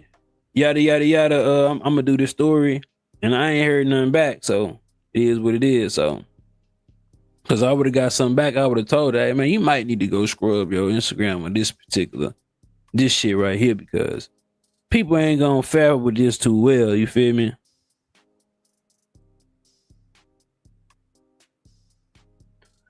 And honestly, just to keep it a buck, whoever you dealing with, man, you can accept anything from them. You feel me? I don't think your past matter if you with somebody that you being honest with and you give them an opportunity to make a decision if they want to deal with you or not. You feel me? Hoes get wifed up every day, but an honest hoe get kept. You know what I'm saying? So I don't think her past is just that detrimental, but it just seemed a little off in all the telltale signs, bro. She got the nipple piercings. She got the tattoos up on her booty cheeks. You know what I'm saying? She got tattoos everywhere. The way she present herself, you know what I'm saying? In a sexual manner when it comes to her image. You feel me? Like, even the way she be around, I seen him on like a fishing trip. I don't know who she was with, but like, it's just certain stuff you don't wear when you a woman of some type of class, bro. And then when I was going through her past digital trail, it was a flip, bro. Like she was a little bit more modest, you feel me, coming out of high school. But it's like after 2020, after she graduated, it was like a drastic change within her attire and her sex appeal. You feel me? So it's just it's not impossible for her to have been a dancer or whatever. It's very possible that women can hide shit until they take it to the grave. You feel me? Honestly, it do feel a little bit lame to try to add out her being a potential exotic dancer, because that's probably something that she was trying to keep away from the goddamn world, plus her dude. Okay, guys, hold on. I'm going to stop it from that video on. I'm going to pull up another video here. I wanted to play the portion of the video where that he was actually interacting with her, pulled up the Cash App, had the old burner account number, and then, of course, her changing her Cash App information, and then her Cash App information was a list of different people who actually worked at Cheetahs. Now, I see T. Orlando. He's in my chat here talking about listening to stream from his grandma's basement. Stop hating T. Orlando. Why are you hating T. Orlando? Hold on, let me see here. Okay, I'll get to the Cash App in a second. 1 second, guys. I see it. I'll get to the Cash App in a second. T. Orlando always be hating in my chat here, my resident hater. But I wanted to play the portion of the video where that he did the interaction to find out that, hey, you did work at Cheetahs. There's the contact information, and all of a sudden it's being scrubbed right now. So here's what I want to do. I want to play one more video, because this is the video after the fact that my man got demonetized here, right? So let me play a little bit, one more video, and then we'll continue the conversation, guys. Shout out to Alvin and the Chipmunks. I can take the joke. I think some years ago, she said she probably worked right around 18, 19 years old. I'm not sure. Here we go. Hey, I'm asking the question. Is Travis Hunter's girlfriend trying to cover her tracks? Well, he seen it. And she seen it. And they immediately came with threats of a lawsuit, right? But whoa. As an attorney, the lawsuit threat won't pan out the way she thinks, especially with the frivolous restraining order attempt. She confirmed that she was a bartender. Is she talking about being a bartender at the Cheetah Gentlemen's Club? I gave him a call and I asked him, wasn't she with Travis at 21 years old? So what was she bartending? For calling the Cheetah, please press 0 for additional information. You can't be a bartender at the Cheetah in Atlanta under the age of 21. But you can be an exotic dancer. Welcome to Death. She was saying that she gonna basically get paperwork on me for a restraining order, from day one. and because I was harassing her, right? What was it? Her name, because the number was connected to it. And the only reason I know it was real because you sent a privacy complaint at 2 minutes and 22 seconds where it's blurred out in my video, because that was real information. You better take this down before they take your channel. As if she already knew she had somebody working at YouTube. So now that channel, I can't monetize it to another 3 months. You know what the excuse they gave me? A controversial story. For reporting controversial stories. Take this with a grain of salt and take this to not to be true at all. I'm just speculating. Okay, guys, so I wanted to play that video here. So this is what we're talking about where Travis Hunter don't even understand here. And T. Orlando, you just going in right now. You just calm down, T. Orlando, okay? So Shannon got in trouble because he talked about it. Miss Coleman, I think he got in trouble by contacting her. By him contacting her and then posting like the contact on his video, even though he blurted out. They probably, they reported to YouTube and probably looked at it as a form of doxing. And because of that, YouTube took his monetization for 3 months. That's just my hypothetical of looking at the situation here. You reach out to the person, the person doesn't come back to you because you're trying to get their side of it here. Then you put the contact, even though you blurred it out, maybe it's not blurred out enough, so they looked at it as him violating, and then YouTube said, we're going to go ahead and take your monetization for 3 months, okay? That's why, I don't volunteer to reach out to people like that. You know what I'm saying? Sure, I'm sure if it was her and him and they were getting ready to go out. Okay, I see what's going on here. So, but here's the thing reason why we're worried about Travis. She may treat you right now, but as far as marriage, that's the thing that we're talking about. We're not worried about having the crazy girlfriend. We've seen people get in the NFL draft, the NBA draft, or whatever sports affiliate, right? We see the young men and they got their girlfriends, whether they got the new snow bunnies or the mother don't like the girlfriend there, or they maybe had a long time childhood friend. All of a sudden they get to the draft, there's the new plickety plow there. But it's her background that says, wait a minute. No one is saying not to stop seeing her, Travis. What we're saying here is, what is the rush to marrying somebody at such an age when we know that the divorce rate is over 54, is over women go through a divorce and they go ahead and go through 70% of the time, right? So we know that it's a losing battle for men to go get married unless you do your due diligence, right? But then it's even worse when you're younger. It's even worse when you got money. It's even worse when you ain't experienced the world. That's what we're talking about here. Marriage is a different world. Yes, it is. Beta males hating, bust downs hating. T. Orlando, come on, for real. I need you to cool out in that, T. Orlando. Come on. You're fucking up my vibe right now. Real talk, dog. Come on now. I like the jokes, but the continuous, dog. Come on now. Anyways, what we're talking about here is, go ahead and bust down who you're going to bust down. Go ahead and have fun you're going to have fun with. But once you decide to be serious, and then you have all this available to you, that's a whole different ball game here now. That is a whole different situation where we're saying, hey, young brother, what's going to happen here is we've seen this play one too many times before. And you know what? Your black ass going to be crying. You ain't going to be crying right now. But trust me, you will be crying. You will be hurting. Soon as you give this girl a baby, the clock will start ticking. The clock will begin. You know what though? This is sad for me to say here, right? It's better off if he just knocks her up than marry her. Isn't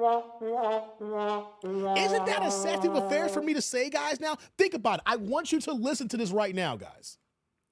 He would be better off only making her a baby mama than marrying her.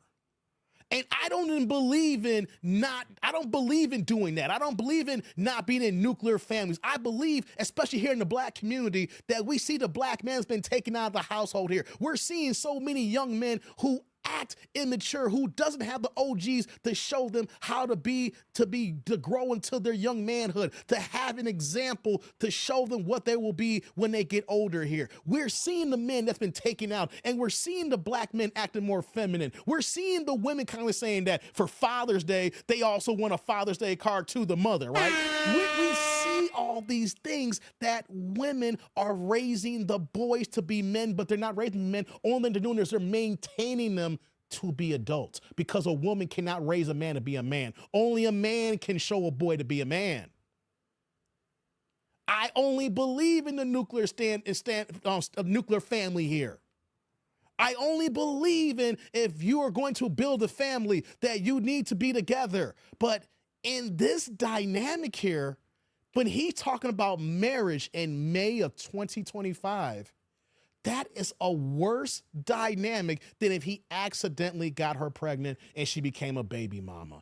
That is the world that we live in today, where that he is better off just making her a baby mama, not getting married. Because if he gets married and gives her kids, then that means that she's going to be entitled to a lot of more assets and resources. And she's going to drain this man to the day to the day he can't even speak no more. You want to know who went through some drama like this? Talk to Michael Strahan and his ex-wife. You want to talk about more than half?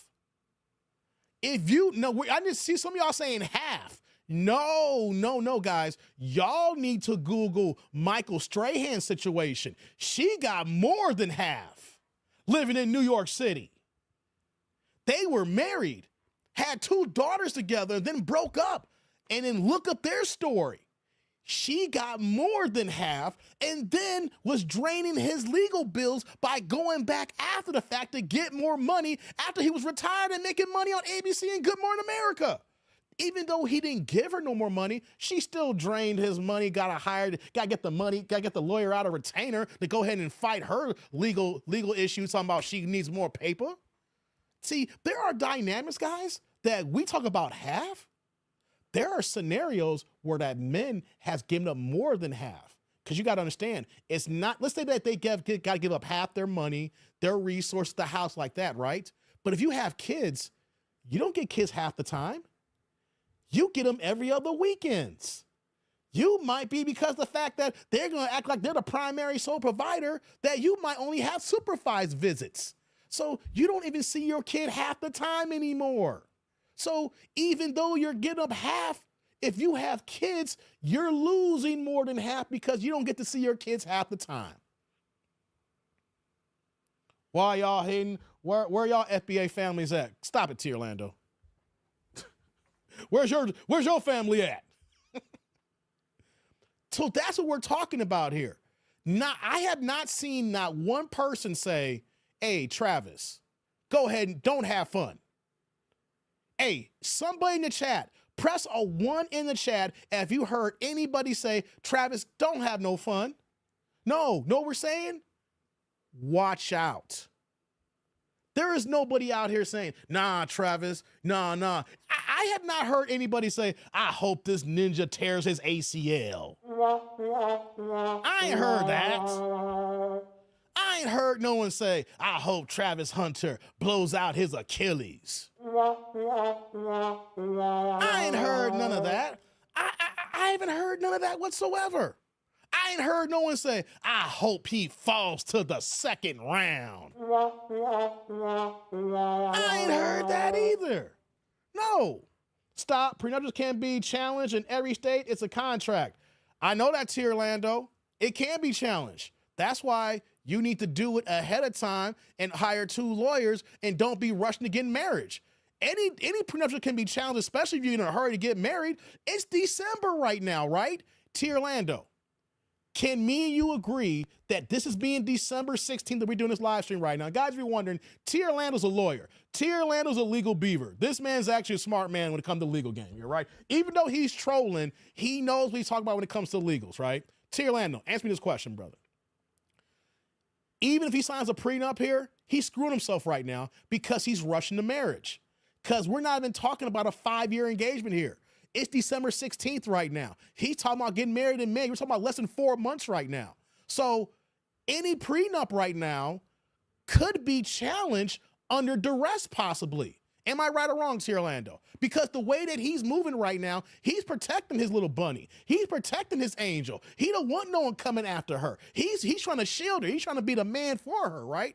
But he is fast forwarding this marriage here right now. So we know that there's no prenup drafted right now because he's so locked in and how in love he is right now. So we're talking about, even if he does get a prenup here, we're talking about something less than 2 to 3 months. So T. Orlando, can you ask me this question? Don't you think that even if he did get 2 lawyers, one for her and one for him, and then drafted a prenup, but for the short period of time, there is, I'm not saying foolproof, but isn't there a possibility, brother, that she can challenge that prenup and then he is still screwed regardless? Answer, stop hating black women. Just stop it, T. Orlando. Hey, T. Orlando, I'm going to time your ass out because you over here getting down with tethers. T. Orlando, you over here getting down with tethers. You're not being on code right now. You're not being on code right now. First Man Gamer says he's moving fast, doing things out of emotion. Yes, he is. 6 months before, it's not been 6 months, Pooh Man. That's the problem. He says May of 2025. It is December. He's literally getting married the same time Diddy's having his trial. Yo, we're going to be having a Diddy trial while he getting married. Take that, take that, take that, take that, take that, take that, take that, take that, take that, take that. And she going to be taking Travis money all the way to the bank, guys. But here's what I want to do here. Let me pull this up. Give me 1 second, guys. Let me pull this up. There's a channel out here called Self Talk. They're a big channel. Dude got like over 200,000 subscribers. And he did a collage of different videos for Travis Hunter here. Y'all don't know, he might already have a prenuptial in place. T. Orlando. The way that he's talking right now, do you think he got a prenup in place right now? Let's just keep it a hundo. There's a possibility. There's possibility and then there's probability. Do you think that this man got a prenup in place here the way he's moving? Let's just, come on, T. Orlando. Let's call a buck and a spade here, brother. The way that he's moving, you think there's a prenup in place? Come on now. Here's what I want to do. I want to play from Self Talk, their video from today, to get Travis Hunter's response, and then we're going to move on, guys. I appreciate y'all rocking with me today on this one here. Her type before they started dating. I just didn't respond to him. He wasn't my type. So then I left him. I wasn't her type. I left him in my DMs for like 2 months. Fellas, anytime a woman tells you off the rip that she is not your type, that should be the red flag right there. That should be the red flag right there. Why did she change after 2 months? What made her change in 2 months? Because, come on, ladies. For the ladies in the chat here right now, when y'all see a man, you know right off the rip if you digging that dude or not. A first move may not have been made yet. You know, he may not have the opportunity to step to you, or, you know, maybe, you know, of course, you're not going to step to him. But ladies, you know right off the rip, and when you see a guy that, you know, you see him, you're like, yo, it's up to him to mess this up. It's up to him to screw this up. Yes, I will suck his right. It's up to him to up. You'll be sitting there waiting for, you see him, it's like, okay, you have a little conversation with him, and you already know, ladies, guys, don't be fooled by the women out here. Women know when they see you, oh my God, I want to him. Oh my God, I want him to I want to be his slut. Guys, women are nastier than what you think they are. Women know what they want. Women know when they see a type of man they're attracted to, and they're going to get, if that man gets the game right, they're going to rock with him. So for the fact that she said that's not her type, and 2 months later, that's when she stepped up. Hey, man, let's continue. And then finally I answered him, but I didn't want to like be nothing. I just wanted to just be friends. Like, we could be friends. And then after I finally answered him on Instagram, then we texted for like A long time. Like another 2 months. And then he was friend zoned because I didn't like, he was like, am I friend zoned? I was like, yes. I was not into him.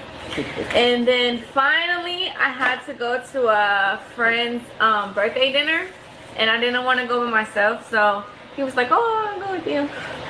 And then he went with me, and then we was in love.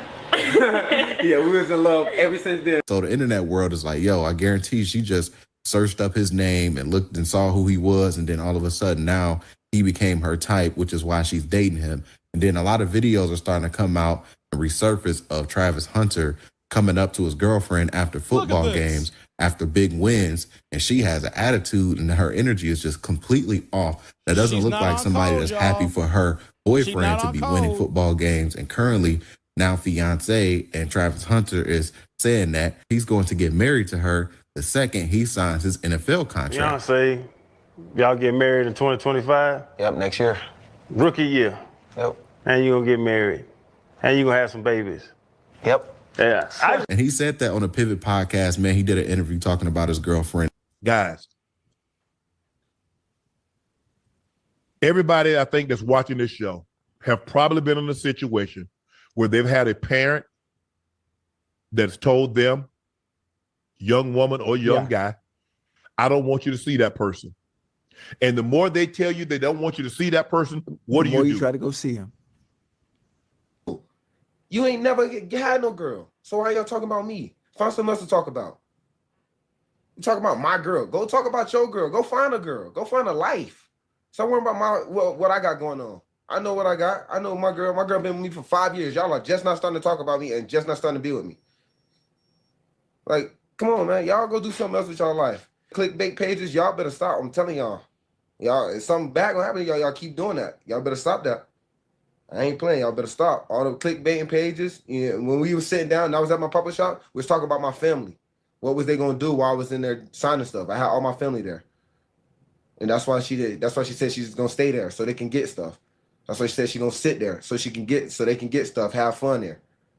She wanted to go back they wanted to go back. Someone wanted to go back to the hotel, some of them didn't. Y'all trying to make everything, y'all want everything for clicks. Like, stop that. That's crazy. Like, y'all hate on me and then y'all go and hate on my girl. Like, bro, I feel the same. No one, I had to stop that right there. We've been online for almost 2 hours here. Y'all have never heard me say anything hating about Travis Hunter. I'm saying we see the man destined for greatness, and we're seeing a Delilah that's going to pull him down. We're not hating on you, Travis. We know what the end result will be. You are too young to see what the play here is. He's talking about, y'all don't know, my girl's my girl. It's like, he is talking from a blinded love space here. Anyone know something? Reason why I can talk about this? Because I acted just like this at 20 years old.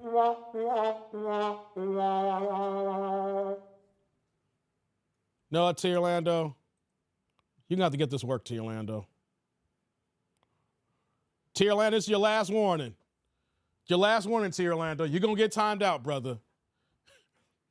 There's not been one hating that's gone on this live stream here with Travis.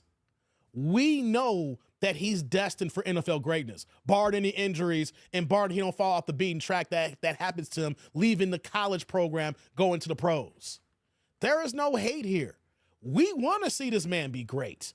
We want to see him be the next one. I would love to put his portrait on my wall here in TDND Studios here. I would love to have Travis Hunter with a custom poster where I'm seeing two sides of him being a defensive back lockdown and wide receiver catching them balls. Pause. There's no hate here.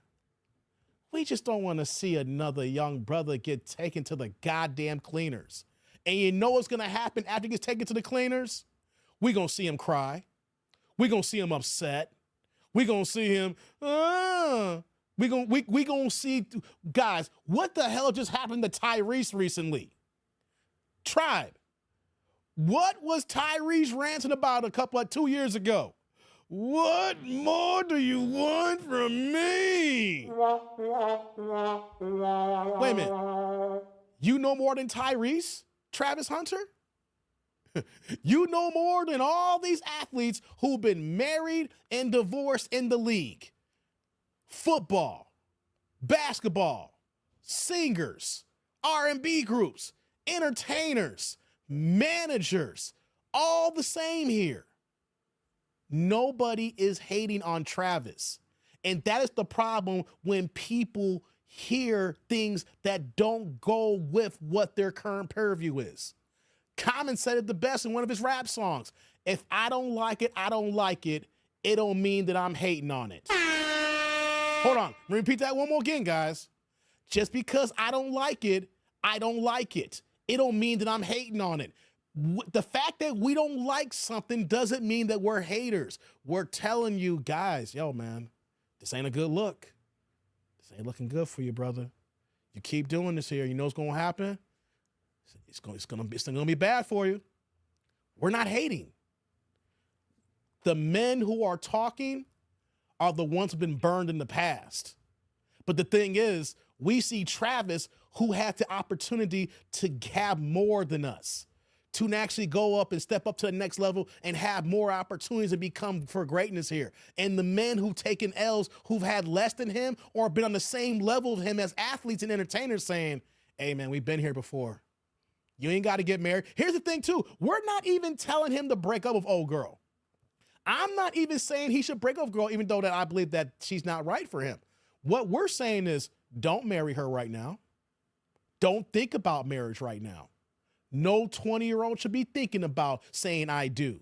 A 20-year-old should be working these next 8 to 10 years on building himself the man that he's supposed to be. So by the time that he turns 30 and enters his 30s, he's not going to be the same Travis Hunter that he is today. The Travis Hunter 10 years from now at 30 is not going to be the same Travis Hunter that we see here at 20. That's what we're talking about. Take these next few years. Learn to grow into your man, into your adulthood. You're maybe technically an adult by Uncle Sam's rules here, but as the rest of the world here, you're still a baby. Let's continue, guys. Same pain that she feel. We're inseparable, bro. We with each other. Like, she hurting, of course I'm gonna be hurting. If I'm hurting, of course she gonna be hurting. Like, y'all, come on, bro. Yeah, she's still sleeping. She slumped. You know, you hurt, but you just cry yourself to sleep and you just be gone. Like, she drunk like OD amount tonight for no reason.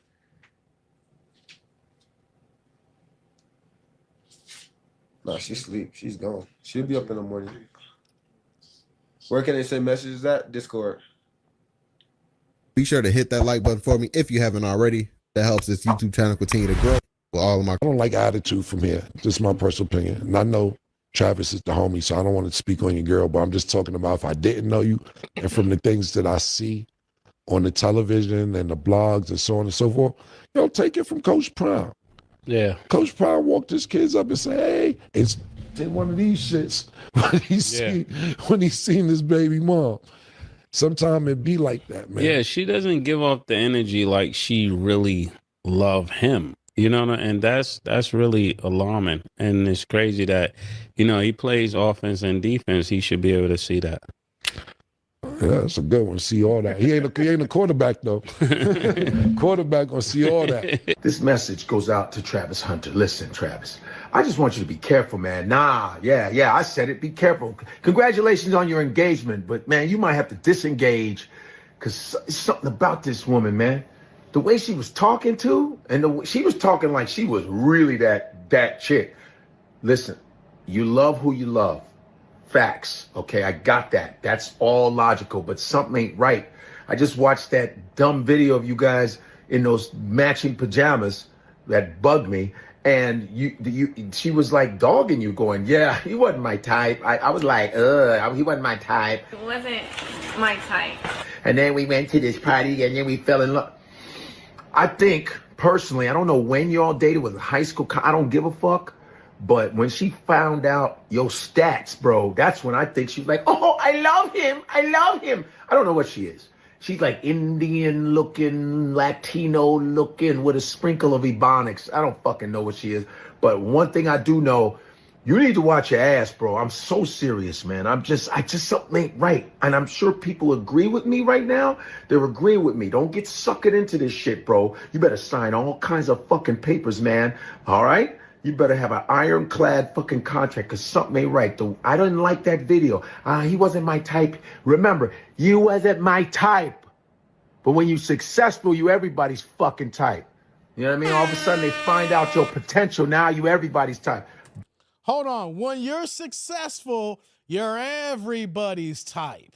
Before I finish off this video and let Godfrey can finish off his part here in this clip here, guys, even for the hating ass T. Orlando out there, Do you find it very awkward that Travis met her as a senior in high school? She was already in college. She was already, he was 17 and she was already 20 years old. And then before he even graduated high school, he basically moved in with her. Now, we know about his family background. There's been some issues that going on. That's why Deion Sanders has been like a second father to him. And, the way they saw how they embraced when he won the Heisman this past weekend and things this past week, whatever, But don't you find that kind of odd that a star talented senior in high school moves in with his basically sophomore college girlfriend when he's still 17 years old? But if he was a junior, then he reclassified Trigger Black. I don't know if he reclassified or not. I'm not sure on that. If he did, that could be the reason why he was 17 years old. The thing was, he was 17 when he went from his last year in high school, to going to Jackson State, and he eventually moved in with her. And then when he went to Jackson State, she ended up following him to Jackson State, and then of course she followed him to Colorado. But don't you find that odd at him at 17? And she at 20, he ain't even graduated high school yet, and he's moving in with her. Now, I want to ask everybody out here, where y'all dimes, T. Orlando? T. Orlando, you don't go there, T. Orlando. Let me ask y'all something here. What if the roles were reversed? What if the athlete was 20 years old and he was dating a 17-year-old girl? And then she left school. Well, she was still in school and she was able to graduate, but she was technically 17 years old, moving in with him into the college campus here.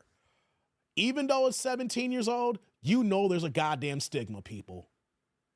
That men can't be dealing with girls underage. We've seen it happen all the time. Even if they're right on the cusp, even if people say, well, as long as they get the parents' permission, it's going to be okay. Thank you. Thank you. Thank you, Shaniqua. That's called grooming. If it was on the other foot and the man Travis was 20 and she was 17 and didn't even finish high school yet, you would say grooming. Or like First Man Game is saying here, they'll say that's predatory. That's what we're talking about here. And so we understand life, there's hypocrisies. There's double standards. So an older woman is going to be able to get away with this play compared to an older guy. But don't you guys find that kind of weird? That for 2 months, you ask any single woman, and y'all been saying in the chat here that if you don't think that man is your type right now, he is never your type. But what did Godfrey say? Once you become successful, you're everybody's type. So soon as she found out that this boy was going to be successful, she was like, he's not my type, but I guess I'll give him a chance. This is not hating. This is us watching someone who's possibly predatory on. And Travis saying, yo, y'all just been talking, we've been together for years. It's like, no. You acting like you've been here for 10 years. No. You got together at 17 years old. Guys, let's backtrack before we get back to the video here. Let me ask y'all this question here. Guys, did y'all get any ass at 17 years old? Some of y'all may have been some late bloomers. Some of y'all may have got that ass in high school. Do y'all remember getting y'all first piece of ass around 16, 17 years old? I mentioned 20 years old, being in love, talking about getting married. What about getting your first taste of booty at 16, 17 years old? That's when I lost my virginity, says First Man Gaming. It's disgusting. That's how you know it's an issue of mentality. I did, T. Orlando. And you know what, T. Orlando? I bet you acted extra beta. I bet you that first piece of booty that you tasted, that you had, that you was all in love, weren't you? You were singing Babyface songs, fellas. You were singing After 7. You were singing Keith Washington. You were singing Christopher Williams. Don't wake me, I'm dreaming, yeah. Remember that song? Oh, don't wake me, I'm dreaming. That's how y'all acted at 17 years old. Y'all got your first piece of booty. If I'm dreaming, just let me sleep. Don't wake me up till my dream is complete. That's how y'all acting at 17 years old. And think about it. Think about it. He's 17 and he a young buck. And here's this 20-year-old girl here. And he was in her DMs and she was giving him no play until she finally gave him some play. Guys, think about it from the mentality of a 17-year-old trying to holler at an older woman and she ain't giving you no play until finally she gives you some play. And in your mind, you thinking to yourself, yeah, I'm the man, I got to it. When in actuality, she never looked at you as the man. She looked at you as a means to an end when she finally saw you. You see, when she first saw you, she knew that she didn't want to deal with you. But when she finally saw you, she saw a means to an end. That's why she disrespects you in public. That's why we're saying be careful, because when we talk about her not being on code, no matter how upset she is at you, she should be smiling every time a camera's in her face. Even if she don't even know a camera's in her face, she should have an automatic default smile like the movie Smile. She should have that, and then when it's behind closed doors, then she tells you why she's upset. Even if she's in the wrong, if she is on code and she recognizes the game and knows that you are the man who's a possibility that's gonna change the family for generations to come, she should recognize that she needs to shut the up. And then she needs to be on code. And then she needs to recognize we ain't gonna get here unless Travis gets us here. That's the problem that we have. She believes she's the number 3 pick in the draft. She believes she's the Heisman Trophy winner. She believes everything's about her, and then Travis is the compliment to her. That is why that she can go ahead in public and disrespect him the way that she does, and then he's got to go ahead and argue back saying, well, no, it wasn't really like that. This is what's going on. Every B-dub is transactional. I hear that. She should be, thank you, Miss Young. This is what we're talking about here. Ladies, if you know you got yourself a top-notch man, isn't it your job to make sure that no other woman's gonna snatch him away and you become that number 1 cheerleader? Even when women come in, it's like, okay, that's her man. I'm gonna have to fight her to get to him. Not where that they see kinks in the armor already, where these women who are waiting for him to come to the NFL, they see her and they're like, look at this young girl. She don't know what she got in Travis. Trust me. Wait till he get drafted in April. Wait till minicap. Wait till preseason. Wait till week 3 on that first road game. Ladies, we got something for him because this little girl don't know no better. There's a whole bunch of grown women who know the game, and it's gonna take Travis down. So when he gets married and then when he cheats, it's not a matter of if, guys. It's not a matter of if this man cheats, because it's the NFL and the game is the game. Whether you help it or not, this nigga ain't AC Green.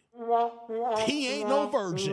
He ain't gonna be no virgin until he's 38, 40 years old. The dudes of AC Green, they don't make those type of ninjas no more, okay? That could be in the league that long and all that he gonna do is just jerk off. No.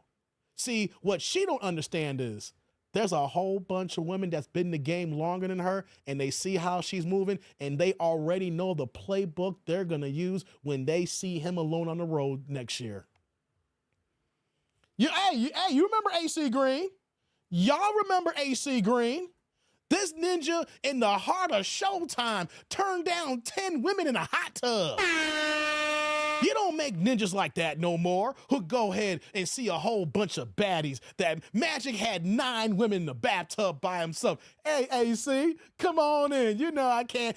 Girls eating each other out, girls on top of girls. Magic got girls kissing on him. He just sitting back and everything, mind his own business. And AC Green walks in. He's like, hey, AC, take about 2 or 3 off my hands here. And AC's like, no, I'm an honest man. I'm a man of God. I cannot mess with that type of booty. Okay, I'm gonna wait till I'm getting married. and I'm gonna be married, and I'm gonna do the right thing. You don't know. You don't have AC Greens in the NFL. You don't have AC Greens in the NFL. She's gonna be on the road with him. Not every single game here, Orlando. I guarantee you that there's gonna be teams there that him being a rookie, there's gonna be rookie rules. Yo, girl, if she gonna come, she ain't traveling with the team. She gonna have to be somewhere else. See, there's rules to being a rookie. She gonna travel to some games. She gonna be at every single game. These teams got rules when it comes to girlfriends and wives. They're not gonna be at every single game, brother.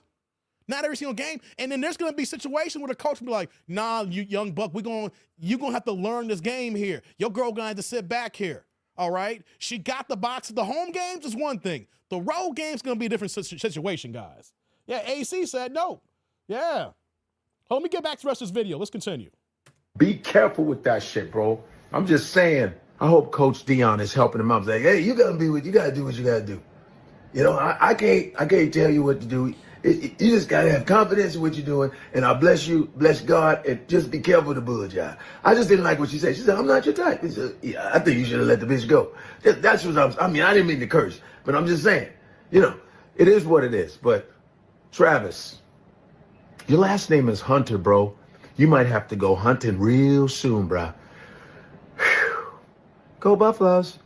And I just hope the brother wakes up and realizes what's going on before she takes half of what he's about to earn. Yeah, I mean, the fact that she came out and said that she didn't find him attractive, I mean, that's very telling, man. So yeah, guys, that's it for today's video. I just want to highlight everybody talking about. Shout out to Self Talk. You can go ahead and subscribe to their channel. That was a dope video he made there. T. Orlando says he's a Heisman, rules don't apply to him. Bullshit, T. Orlando. T. Orlando. My dad's best friend was the assistant coach of the Bulls, Bernie Bickerstaff. He was here during Derrick Rose's first years in the league. Derrick Rose was the rookie of the year. Derrick Rose eventually became the MVP. Derrick Rose was the #1 pick in the draft. This ninja was getting donuts. Rookies gotta play their role no matter what happens in college. There's veterans on the team, and the veterans is gonna say, hey, you gotta play your role as a rookie. We don't care your #1 pick. You gonna ball on the court, but you gonna learn your role as a rookie. And then when you're no longer a rookie, you understand the game here as vets to the young players. And then when you're no longer a rookie and a vet, and then you transform into that players in the league for several years, then you do the same thing. It's a process for everybody that comes into the league. Everybody gotta get donuts. Everybody gotta get dry cleaners. Every rookie gotta go in front of the symposium of the whole team and make a goddamn fool of themselves and sing songs and dance and carry jock straps. It don't matter if you the Heisman, you the #1 pick, you still got to play these rules here. And you know what the coach going to say? You got to earn the team's respect. Okay? If you're not above the team and all the other veterans, the veterans got to know that you are one of them, and you got to follow the same protocol that everybody's followed the protocol. Year 2 could be different. Year 1, yo, you could ball in the field, but when you're done, go get these pads. Go get them donuts. Go get my coffee. Said Rose debated him. That don't mean, then what's Travis T. Orlando? You are being a bad litigator right now. Then what the hell is Travis? I don't want to talk about Travis Hunter, but what the hell is Travis Hunter doing right now? He's acting worse than Derrick Rose. Counselor, you made a bad faith argument there. It don't work for you there. You can't call Derrick Rose this here, and we're seeing how Travis is acting here right now. Counselor, you better strike that from the record. Hey, before we move on here, shout out to JQ. Sorry to keep you holding here. I'm gonna get this money out the way here, and we're gonna keep going here. JQ came with the $5 holla, put in the green tray in the chat here. Man, keep them passing, guys, saying this woman's the epitome of the scriptures warn us about, the true Jezebel harlot of full display. Travis completely under her dark spell. Yeah, man. JQ, you said it. You said it, JQ. Hey, Jay. Salud. Thank you for the holla. I appreciate you, man. Thank you. Right back at you with the super Appreciate you, brother. Thank you for the holler, man. And right behind you, I got the Cash App here. Sheila's been waiting for a long time. My girl Sheila's in the Cash App, dropping the $5 holla. But check it out, though. Sheila got no questions, no comments. She dropped the $5 holla for the straight love of the game, baby. Shout out to my girl Sheila. Hey, Sheila. Salud. Thank you for the holla. I appreciate you. Thank you. Right back at you with the $5 Cash App. Oh, look at this here. T. Orlando came back with another $1 holla here. Hold on. Let me acknowledge it over here. T. Orlando, he came in the Cash App. He supported today. He dropped the $1 holla, says, "For I won't be silenced." It's your boy T. Orlando. Somebody won't be silenced. Hey, T. Orlando. Hey, man. Salud. Thank you for the holla. I appreciate you, man. Thank you. Right back at you with the Cash App. She said that she don't think that he will cheat on her on the video she put out. Hey, Phyllis, it's the NFL. They all cheat.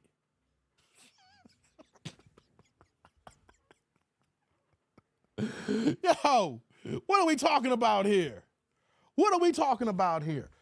You give any young man between the ages of 20 to 35 millions of dollars, and part of their job in their downtime is to travel to other cities, top-notch cities, like going to Houston, going to San Diego, going to New York, going to Miami, coming to Chicago. Even though we complain about the Chicago weather, hey, you an athlete, you come to Chicago, hey.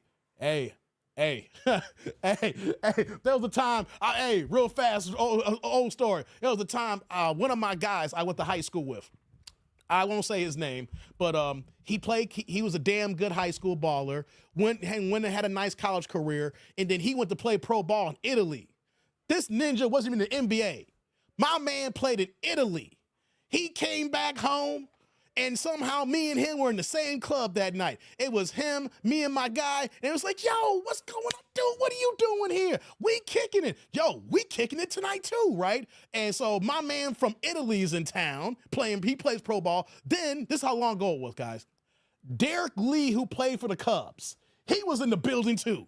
He was like he was creeping. He was laying low. He wasn't on the scene. He was by himself. He was like this, right? He was like this. He was just chilling. And we was like, yo, what's going on, Mr. Lee? He was going, yo, man, you want to kick up? Yo, we was like, yo, we get it, you chilling, but yo, we kicking it here. You might as well roll with us.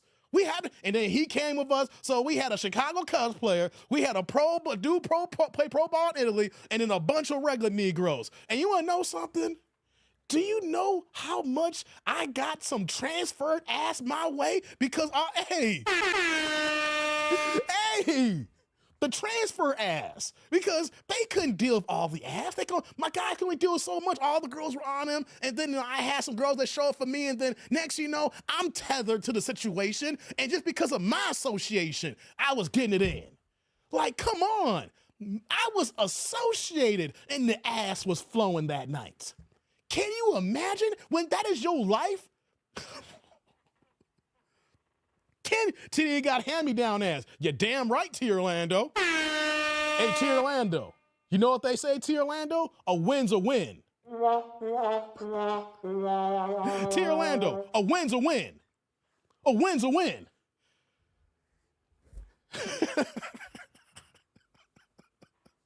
See, y'all don't understand. A win is a win. You can't get to my homeboy. You got to get to me to get to my homeboy. And the next thing you know, she with me now. So, hey, a win is a win. So, the point I'm saying here is, I was just associated because this is my guy. I've known the family since before we were even born. My parents knew their parents. He has an older brother and sister who went to high school with my older brother. So it's one of those things where I knew of the family before we were even thoughts. Our parents knew each other since the 70s, right? The thing is, I was just associated with him having a good time, and that was it. It was just the women just flocked. It was just in the drones. We were having a good time. The liquor was flowing. And the next thing you know, I was cocky as hell. I was talking to the bartender, like not the bartender, to the bouncers. Like, yo, man, I got more women outside. Can I bring them in? They was like, there can't be no dudes. You got to bring girls. They got to be good looking. I said, let's go. Man, I had some girls waiting for me. We plucked some more girls out. I walked in with 5 more women that night in the club.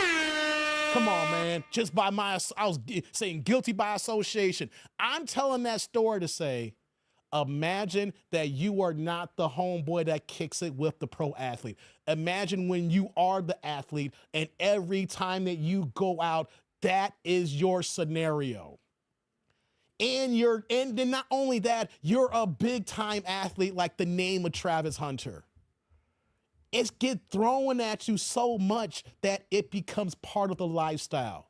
You get so much ass thrown at you that's how you live. Ain't no cap in T. Orlando. You need to stop that. I don't lie, nigga.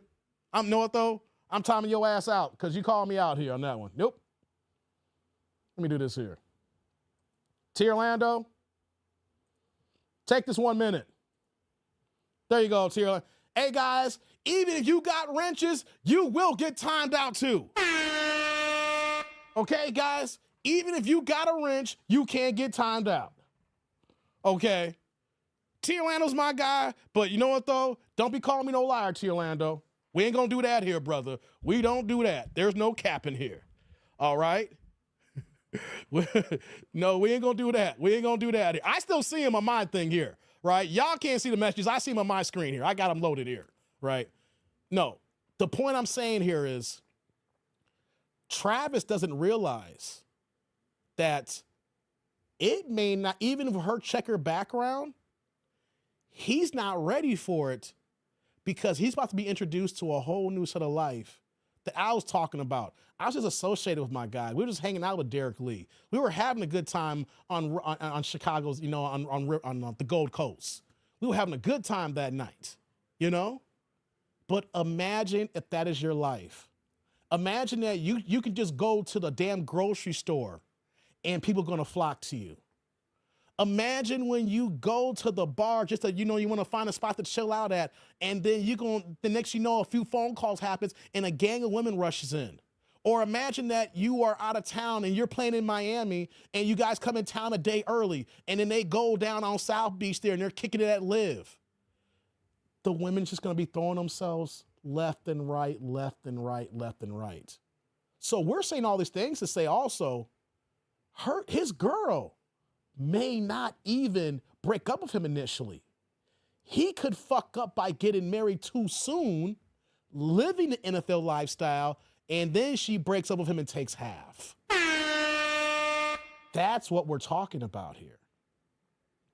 You see, it's not only her actions of her not being on code, it's him being too young of what the world awaits from a man like him and what women will do to secure that kind of man. Whether it's just for one night, or if they try to trap him, or they try to say, hey, you know what? We know you got your girl. We seen her on TV. We seen her follow you in college. But you want to know something, baby boy? You in the pros now. It's time for you to mess with a real woman. And what happens when these real women start coming 2, 3, 4 at a time at 9 p.m. And the same thing happens at 10 p.m. And the same thing happens at midnight. And then he has that time he goes home. And the next you know, it becomes part of the game where even on Sunday afternoons, it could be the second quarter. He's sitting on the sidelines and he see a badass chick sitting in the second row and he calls the ball boy up and he says, hey, get that girl's number. Gives a little note. You see that girl there, ball boy? Get that girl's number. You don't think the ball boys are not in and helping the fellas, the players out getting women during the goddamn games?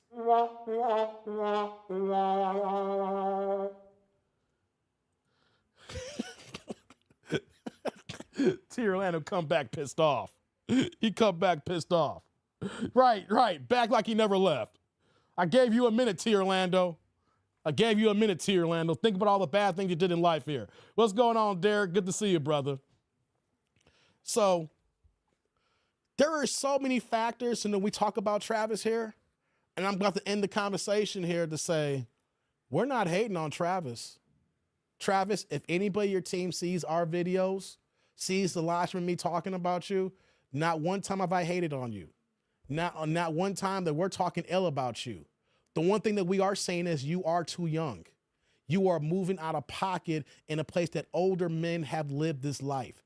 Other men, of course, have been to the doors of you being an NFL superstar and what you're going to be at here. Other men have dealt. Look at your own coach in Deion Sanders. Look how he moves with his ex-wife. Your teammate, Shedeur Sanders' mother. You see it firsthand with your coach and how Coach Prime has to avoid his ex-wife like the plague. He will not even be in the same vicinity as her. If he sees her walking, he moves the opposite way because of all the bad things that she done to this man. And they were married. They had kids. They did a reality show together. They looked like they were in love. They gave the essence of what? Black love, like Papoose and Remy Ma. Right? Right? We all want to believe about this black love. We all want to believe in having a family and things of that nature. But here's the thing that we got to understand. We got to be able to grow to go to where we're at here. We can't fast forward the process. We got to grow within ourselves and build, understand ourselves as men. Because if you really want to be a husband one day, if you really want to raise a family one day, you want to be the head of your household, let's say you believe in God and you believe what the Bible says, and you want to marry this woman, you want to have kids, and then you want to build this family, and then your kids have kids, and you have grandkids. Of course, you're going to retire from the NFL. You're going to have this great career. You want to build this perfect family life that you didn't have because the way he talked about his father and the things that he said when he won the Heisman here. I've seen young men like this before. I had people in my family like this before, where their fathers are not in their lives, whether they were incarcerated, whether they were dealing with substance abuse issues, whether they were not in the life, or whether the woman was a goddamn banshee and kept the father out of the home. And you want to know something, guys? These men long for a family. They long for a family of their own. They want to right the wrongs of their upbringing. They want to be able to build something that they didn't have as a kid, so that when they have kids, they'll be able to experience the things as an adult that they couldn't have as kids. But by him being a rich millionaire athlete, he'd be able to pour more into his family. That's something that some of y'all don't know about as well.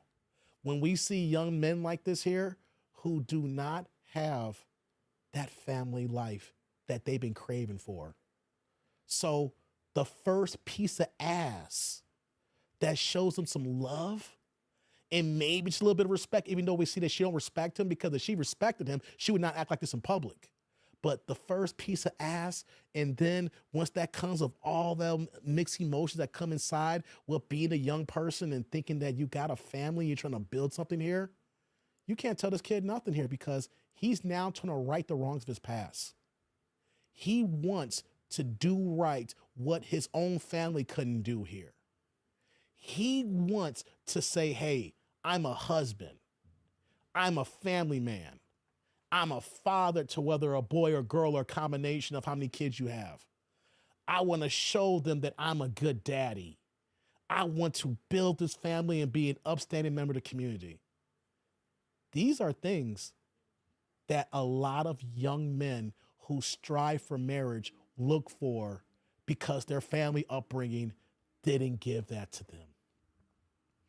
And because of that, they navigate to the woman even if they're the wrong woman.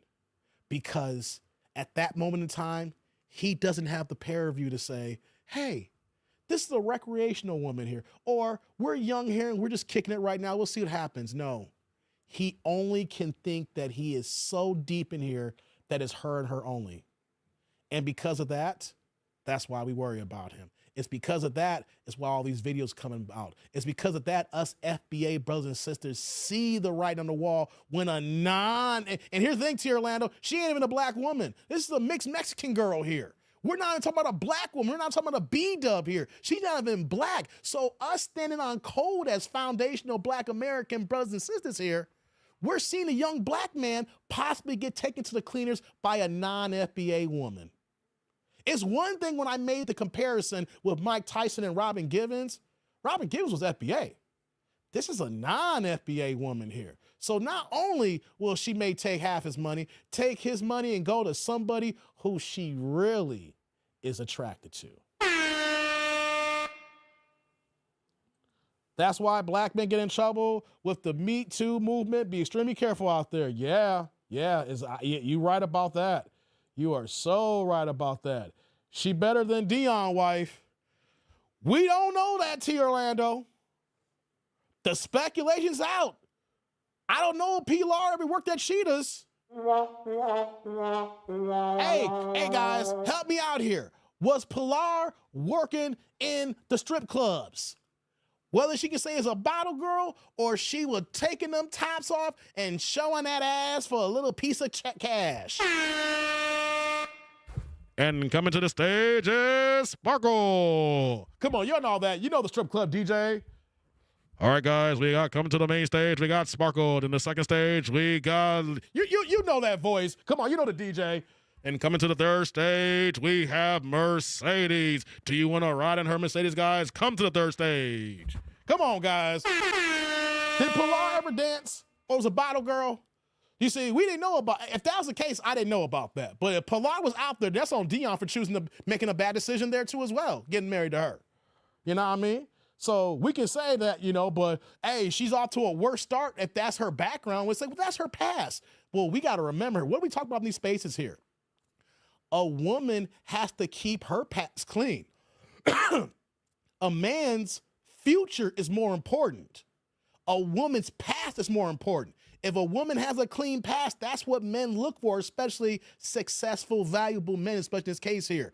A woman's looking at a man for his potential for the future. It's contrary for the different people here, y'all. Pilar, a dime. She ain't a dime no more to me, man. After all the banshee shit that she done, T. Orlando. Hey, T. Orlando, why don't you hit her up? She's single. She's single trying to live it up here, man. Why don't you go holler at her? All right. Coming to the main stage is Bubbles. At the second stage, we have Mercedes. And at the third stage, we have Sparkle. Come on, guys. Let's get to the stages here. Come on. Thank you. I appreciate that. Yeah. So we're going to move on here, guys. I know that there may be some more news that may come out this week, things of that nature, because it's December now. So once we finalize, we just finished week 14 in NFL. So we literally got 4 weeks of NFL action, right? So, we got this week coming up and then next week, Christmas games. So by the time we get to week 18, guys, we will know the final standings of the regular season. And then we will know who's going to be picking first, second, third, fourth, fifth in the draft.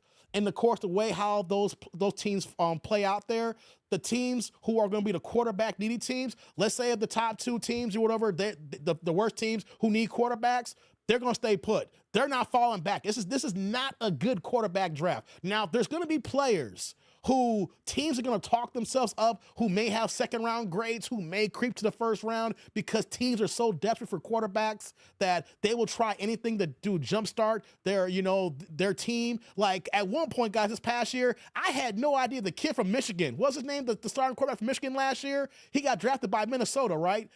He was not looked at as a high first-round grade initially when they won the national championship, but somehow you get to the combines and the teams talk themselves saying, we need a quarterback, and we'll trade up to go ahead and do that there. Yeah, you're saying down to the quarterback. Y'all need a lot more things, Vince. But off the rip right now, he's going to go no less than third in the draft. He's going no less than third. So all we're saying to Travis is, no one ain't hating on you, young buck. Ain't no one hating on you. We want to see the best for you. We want to see you win. We want to put you in our walls. Pause. We want to root for you on Sunday if you get drafted by one of our teams. Especially for my people that still play fantasy football, and you like, yo, I got Travis Hunter here because, you look at the upside. All that stuff, the bet. There's so many things that go on here, but it's not hating. We just know how the story ends because look at every single NFL player that's gotten married, and then look at the fact that they're still married, or after they retire, how long are they married till they divorce? Because one thing that we see is that 4 years after retirement, 80% of players in the NFL go broke. Then you add the fact that that woman is not, even if you make it that long, that woman is not used to you being home all the time. She's used to having her time. When you're off in minicap on the road, you're doing your thing. And then when you become a full-time dude at home, when you're no longer playing football, have you noticed that these relationships break up so often? I think that the only successful relationship that we can actually look at that's made it for all these years, it's not even the NFL, it's the NBA, it's Grant Hill and Tamia. That is the only couple that I've seen where you've seen a young, successful black man who came up in a successful program in college.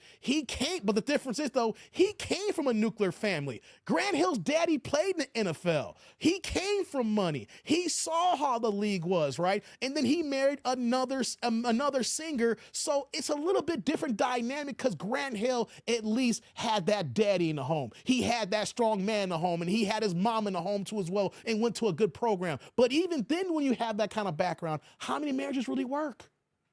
Grant Hill and Tamia is really the only example that you see currently right now that is making it through the test here. Honestly, right?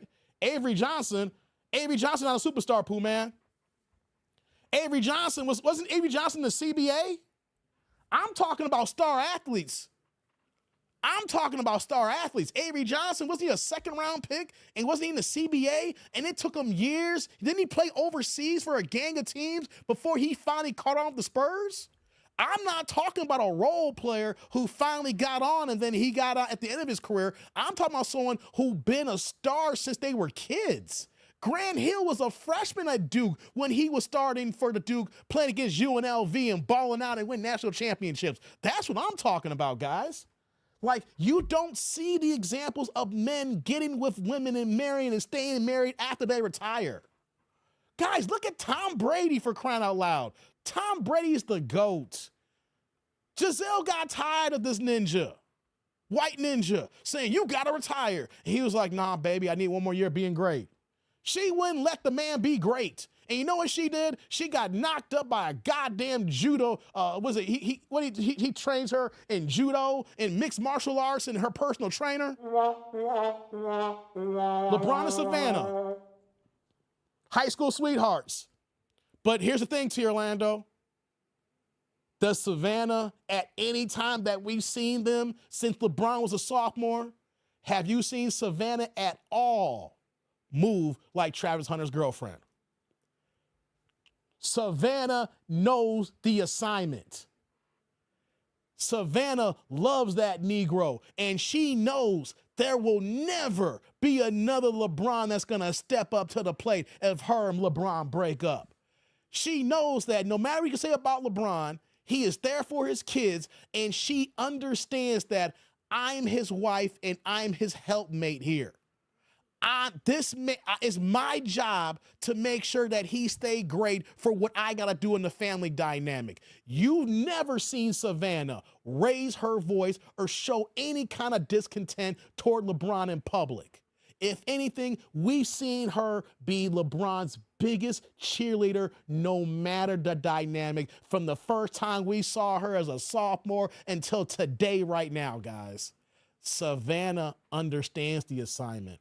Savannah understands my husband is the reason why that my kids and I have this lifestyle. And you know what? We're going to continue to have this lifestyle until that we're no longer breathing. And then my kids are going to live like this here. And then the grandkids and then the great-grandkids. Our lineage is built by this man's greatness. And it is my job to keep the household safe for what I got going on right now and not to make him a living hell because he got so much going on because only so many men can do what my husband does. Yes, Grant Hill is still married, Ms. Coleman. Yes, they're still married. The reason why I brought them up because Tamia did a concert and Grant Hill came on stage and was dancing with her doing that little two-step thing, you know? When that song that she has that you see all the old black folks doing the little line dance two-steps and everything. He came on stage and was doing the two-step with her and everything. So that's why I was like, oh yeah, they're still married doing their thing here, right? But we're literally trying to find people to name as far as people who were married in the league and still stayed married after the fact. You know who got the worst situation? Hey, T. Orlando, come on now. Last example before we close this subject out here. Hey, this is in your neck of the woods, T. Orlando. What's the football player, the tight end who used to play for the Atlanta Falcons? His name is Croy. I can't think of his last name. And he married the chick from Real Housewives of Atlanta. And she was older than him, just like how Travis Hunter's girlfriend's older than him. And you see what's going on in that situation? That man is going through hell, guys. You know what I'm talking about, Chad. The former, yes, Berman. Come on, T. Orlando. Now, I know they're white, but here's the thing. NFL and that lifestyle does not see no color. Thank you. Yeah, Berman, thank you. And it doesn't, I know they're a white couple, guys, but here's the thing. Being a pro athlete sees no color when you're moving with the wrong people. It don't matter if you're a white cat out here as a tight end, starting tight end, and you get into the bag, or you are a black wide receiver or DB, or whatever the case may be here. You're not exempt no matter your color. If you an athlete, you an athlete. You fall all in the same here. And guys, look what's going on in that situation. She constantly calls the police on him every other minute. She disrespects this man because here's another level of disrespect that we're not talking about here. She disrespects Travis Hunter because she's older than him. She disrespects Travis Hunter because she's older than him. Older women are going to try to establish their dominance because they got a younger guy. And then when they do that, there's a level of disrespect that they're only around because the things that the men do for them. That's why I honestly believe that men need to be older than the women. And if you're going to be younger, you need to establish that dominance, that masculinity from Jump Street. Otherwise, she's going to run you from day forward. And then when the football career is over, when the money's not coming like it used to, when the crowds is not roaring, you're going to see how much she trusts you. You're going to see how much she respects you. You're going to see how she treats you.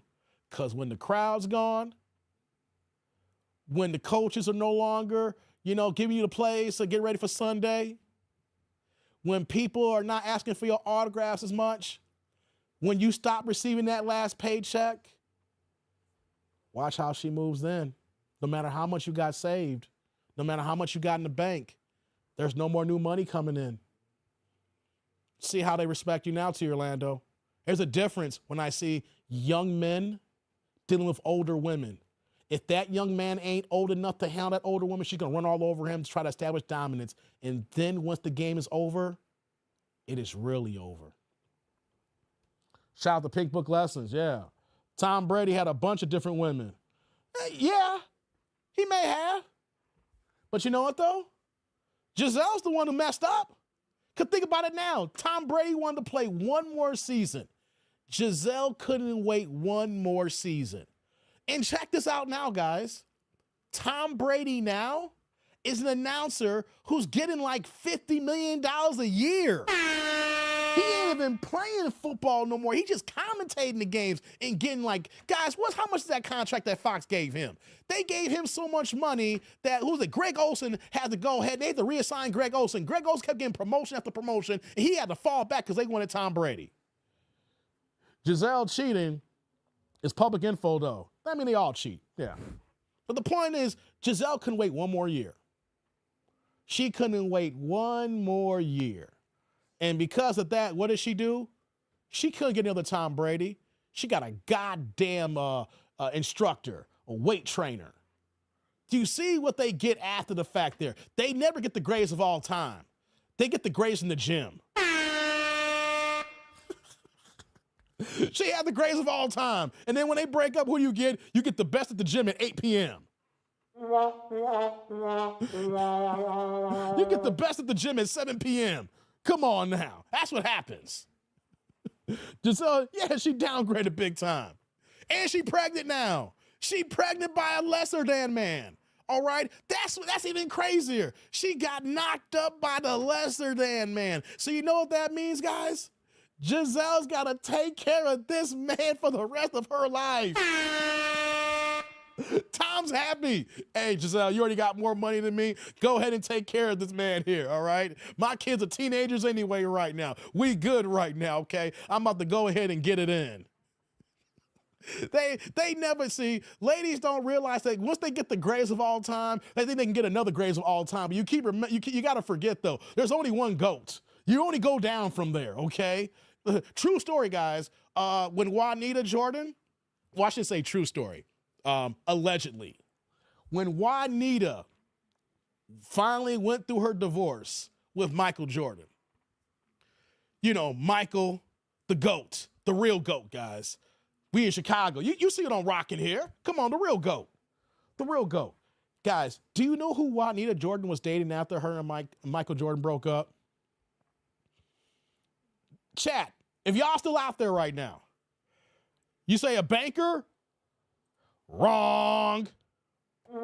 Try again. Who was Juanita dating after Michael Jordan, guys? It wasn't no banker. Wrong. I'm going to give y'all a few shots to get at this here. Shout out to you, Miss Young. No.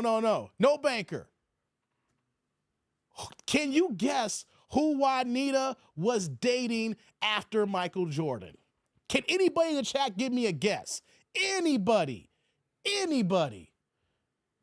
Miss Young said banker. Can anybody say like maybe an engineer, an analyst, another ball player? Can anybody give me can anybody guess here? Can anybody guess? One of his last teammates? Nope, First Man Gaming. Come on, can I get a few more guesses? Can y'all come in the chat and give me a few more guesses who Juanita was dating after she broke up, or her and Michael Jordan broke up here? Can anybody please, just one or two more people. Can somebody just guess? Please, someone come in the chat. Just throw any profession down. I'm just kind of curious, or if you know about her story.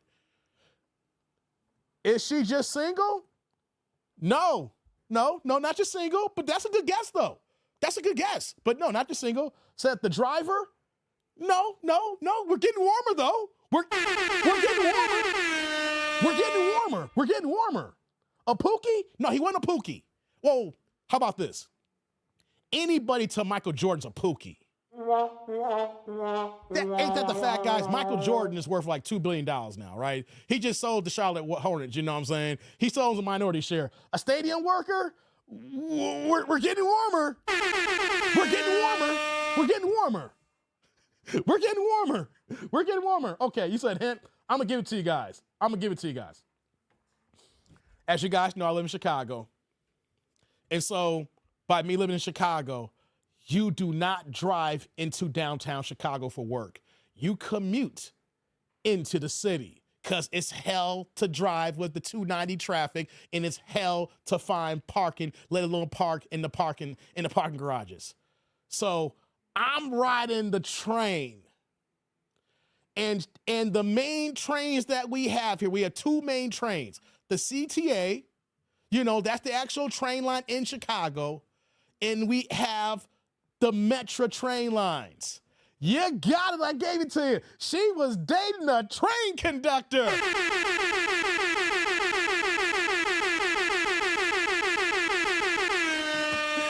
Thank you, Miss Young. She was dating a train conductor. Guys, do you know why we knew that Juanita was dating a train conductor? Allegedly. Because in the divorce, Juanita got a couple of Bentleys. And one of my boys who I ride the train with, he's a train conductor. So when he came in, of course, he lived down the street from me. So we rode the train together, and of course, we rode the train to Union Station, and that's when he'd go to his office, do his thing, right? So his homeboy was pulling up in one of the Bentleys that Juanita got in the goddamn divorce. Dude, he was driving the Bentley to the Metro station to work. He was pulling in one of Mike's Bentleys, y'all. Allegedly. I'm not trying to get in trouble. Thank you, Mr. Walker. Exactly. Allegedly, okay? That's what we're talking about here. Mike is the greatest of all time. At the time of the divorce, it was one of the biggest divorces. She got about 400 million, right? So wait, no, I think she got about 250, 300, not 400, right? I get to super in a second. And once the divorce was actually final, she didn't get another ball player. She didn't get no high-class CEO. She didn't get, no. A blue-collar train conductor making about $70,000 a year. Hey, she liked the dude. Hey, shout out to my train conductors. Hey, y'all my peoples. I'm just saying, she had MJ, and then she went to a train conductor. And he was driving the Bentley to work, y'all. She let him drive the Bentley to work. He was pulling in the Bentley. He was like, yeah, I know I work here, but check out who my sugar mama is, y'all. Who my sugar mama is. 168 million, thank you. It was 168? You looked it up, thank you, appreciate that. Before we move on, shout out to my man, Mr. Walker in the building, dropping the $5 holla, pushing the green plate in the chat, guys. My man, Mr. Walker, one half of the Single by Choices YouTube channel, SB Nation in the house. Salute to them brothers, because they do good work. They are funny, they're entertaining, they got a dope YouTube channel, and they're putting in that grind, that work. So I salute anybody in the YouTube game that's staying on code, putting in that work, and being true to their audience. He's coming in dropping the $5 holla saying, salute good brother Dave, much respect. Well, much respect to you, brother.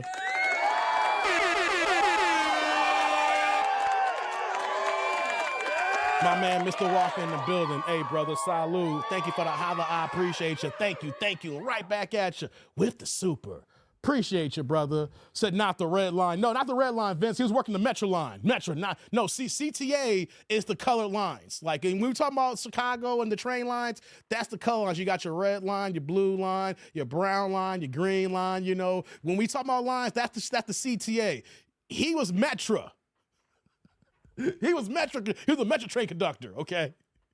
He was a Metro train conductor. As that the son dump Pippin X. Yeah, okay, the pink line. yes, indeed, guys. The girl said Travis drove her and her friends to the club and wait outside in the car until they come out, and that's a simp. Really, Phyllis? That really happened? I gotta look into that now. A man making an honest living. Hey, Lady D, I'm not tripping on the man. See, we gotta understand the levels of what women deal with and what they actually attain after the fact. Y'all, the moment you get a LeBron, you get a Michael, you get an Ali, better hold on to that Negro. You better hold on to that. Hey, guys. Hey, these kind of men, guys, ladies, these kind of men are what? Magical Negroes. Did y'all know that? Wait a minute, hold on. Y'all don't know that? Men like this? Wait a minute. You know they don't make that many Negroes like them? How many MJs out there? How many LeBrons out there? How many Kobe's out there? You know what I'm saying? How many Deion Sanders are out there? Guys, these are magical Negroes. These are magical Negroes, y'all. Ladies, you get yourself a magical Negro. You better hold on to that magical Negro. You ain't getting two magical Negroes. You get one. You don't get two magical Negroes. What are we talking about here? Dave, he did that for her. Okay. Damn, you cannot make that stuff up. A train conductor? I'm not lying, Miss Coleman. And here's the thing. The dude's a cool dude. I'm not dissing the brother. I'm not dissing him, but you go from the greatest of all time, 6 championships in Chicago. You know what I'm saying? All the scoring titles. You know what I'm saying? All the records, all that stuff, man. You know, the slam dunk titles. You know, all defensive first teams, all NBA first teams. You know, top 50 players of all time, top 75 of all time. Like, you go to any consensus list, you look at Michael Jordan's the number 1, right? And he's a billionaire. And then who do you deal with after that fact? A dude making $70,000 a year as a train conductor. Ladies, y'all don't know the fall off when the fall off happens. You think you can get another magical Negro. No. You're not gonna get on a magical Negro. You know what I'm saying? Did Jay-Z get arrested? If it did, I don't know anything about that. If that happened, it just happened just now. Let me see here, guys. Hold on. I'm curious. Did Jay-Z get arrested? I don't know if Jay-Z got arrested. Hold on, I'm curious. If it did it, we'll see. No, Jay-Z didn't get arrested. If anything, the lawsuits. Hey, guys. Hey, Vince, if anything, man, the lawsuit's in trouble right now because the father came out and said he don't remember the situation about picking her up 5 hours away at a VMA's after party. Then the lawyer and old girls even saying that they made some mistakes in the lawsuit already. I'm paraphrasing right now. Jay-Z's already coming for his law license, guys. I'm telling you. Hey, guys, the news that came out is that Jay-Z's lawyers is whooping that ass there for their lies. Technically, allegedly, the lies they told here. And the girl has recanted some of her information. That's something you can pull up. That is one thing that we do see here. Woman, hold on, let me see here. I just pulled it up here. Woman accusing Jay-Z and Diddy Combs of SA acknowledges inconsistencies. And guys, I'm reading this from the AP right now. This is from the AP. Hey, Vince, we're not going on YouTube here. I'm going by the AP here. Matter of fact, I got time here. Let me go read this here. A woman who accused rappers Jay-Z and Sean Diddy Combs of SAing her when she was 13 at the awards after party has acknowledged certain inconsistencies in her story, while her lawyer said he will continue to vet her claims. Come on, guys. You want me to keep reading? Let me refocus my camera. Hold on one second. There we go. Refocus. There we go, guys. Hold on, guys. Hold on. I'll just read a little bit more of this. The unnamed woman described being driven from Rochester, New York to New York City for the MTV VMAs in 2000, and then Combs' limo driver offered her a ride to an after party.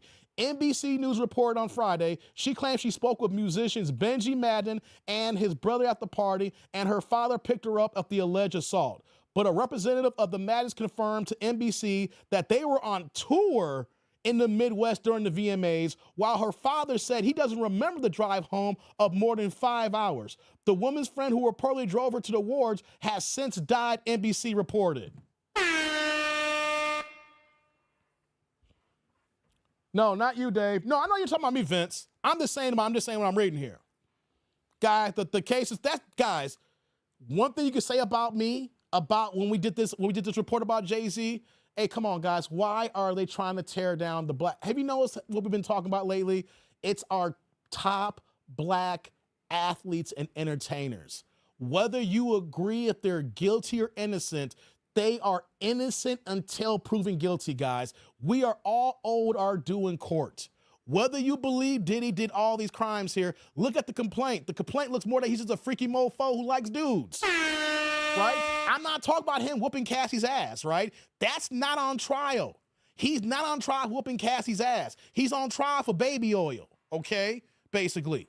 Let's keep it a buck here. And with Jay-Z, guys, some of y'all just hate Jay-Z. I can't stand Takeover. Nas won. Ether destroys everything that Jay-Z does. Yeah, I get it. You're a Nas fan. I'm a Nas fan too, right? But here's the situation, right? You guys got to look at when they go after our entertainers, how come that we know that the other counterparts are doing just as many heinous things and then some, and we never see charges happen. We never see that. But at critical moments, it's the why didn't I say so, and they tear down our black entertainers and our star athletes. They always come for us, and we never see the others tear down here. And the point that I need you all to understand, my FBA brothers and sisters, when they go after our stars and take them down, that sets the precedent so that they can take down the lower everyday Negro, the regular FBA brothers and sisters out here. When they can take down a Jay-Z, when they can take down a Diddy, they got it all in place to take y'all regular folks down. So when y'all be like, yeah, he's guilty, y'all need to shut the up. You know why? Because you don't know when one day you may get an allegation. And you know what, though? You ain't got the resources or funds like a Jay-Z or a Diddy. And then when it hits the fan and you trying to get a lawyer, get a judge, and everybody in your family disassociates you because they don't believe you, because they view you as guilty. We need to remember that we are innocent first before trying to put the guilty charge on somebody. Let them have their day in court. And in Jay-Z's case here, we ain't even got the court, and the woman's already recanting what she said here. So people, stop jumping the gun and believing the media because the white knights say so, because you want to believe that the big black man is always doing all these bad things, but somehow the white man's always okay and doesn't get in trouble. No, it always tear down our top people here, and then that's how they tear us from within. They tear us down from within. That's what they want to do, and that's how they always move here. So just remember, even if you don't like them as an artist, or maybe you have your prejudice against them, you should view these mindsets as, hey, that man's innocent. Let that man have his day in court. And then when the evidence comes out and then we see that they're guilty, then we come out and we say, hey, you know what though? That's a dirt dog mother. And you know what though? I hope he burns in jail. But until we get the evidence out, don't be falling for the boule. Don't be falling for the white supremacy. Don't be falling for it and say he had to do it because the accusations and the charges. Because y'all still moving like that.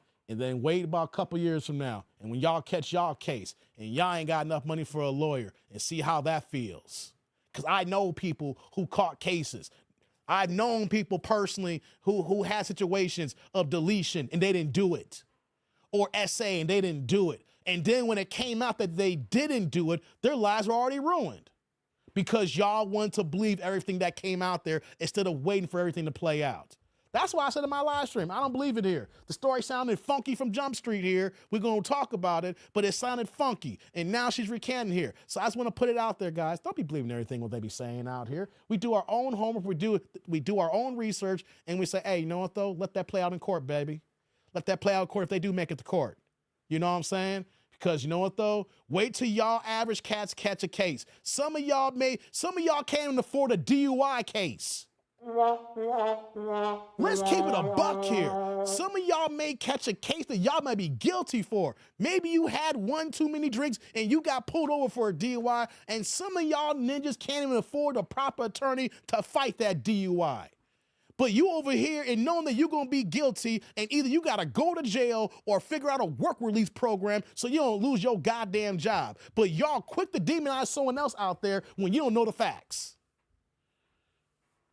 Just want to make sure I understand it here. Because you know when people came in my comment section? Jay-Z, the Illuminati. I can't stand Jay-Z. It's about time he came down. Why? Do you know him personally? And let's add another caveat before I put a bow into this part of the show here with this conversation. Ain't it ironic that y'all want to believe that crazy-ass Jaguar, right? And if you notice, in the first, when all this came out with Diddy and Jay-Z, she was saying all kinds of heinous actions. Soon as Jay-Z said, you know what, Jaguar, right? It's time for you to shut the up, and I'm suing your ass. I don't care how broke you are. I'm this rich because I can let you denigrate my name. And you know what Jaguar Wright's doing right now? Guys, do some forensics. She has been deleting all of her videos. She has been deleting everything that she said negative about Jay-Z, and is saying, oh, I didn't say nothing about Jay-Z. Oh, I didn't say nothing. I didn't say nothing about Jay-Z. And what did I tell you guys, right? I said, yo, this woman needs help. Y'all want to believe anybody because someone who may be in the game or maybe have a little bit of knowledge of some information, and the fact that she's denigrating somebody, y'all just want to clamp on to somebody even though that she's a crazy ass mofo. This is the same woman.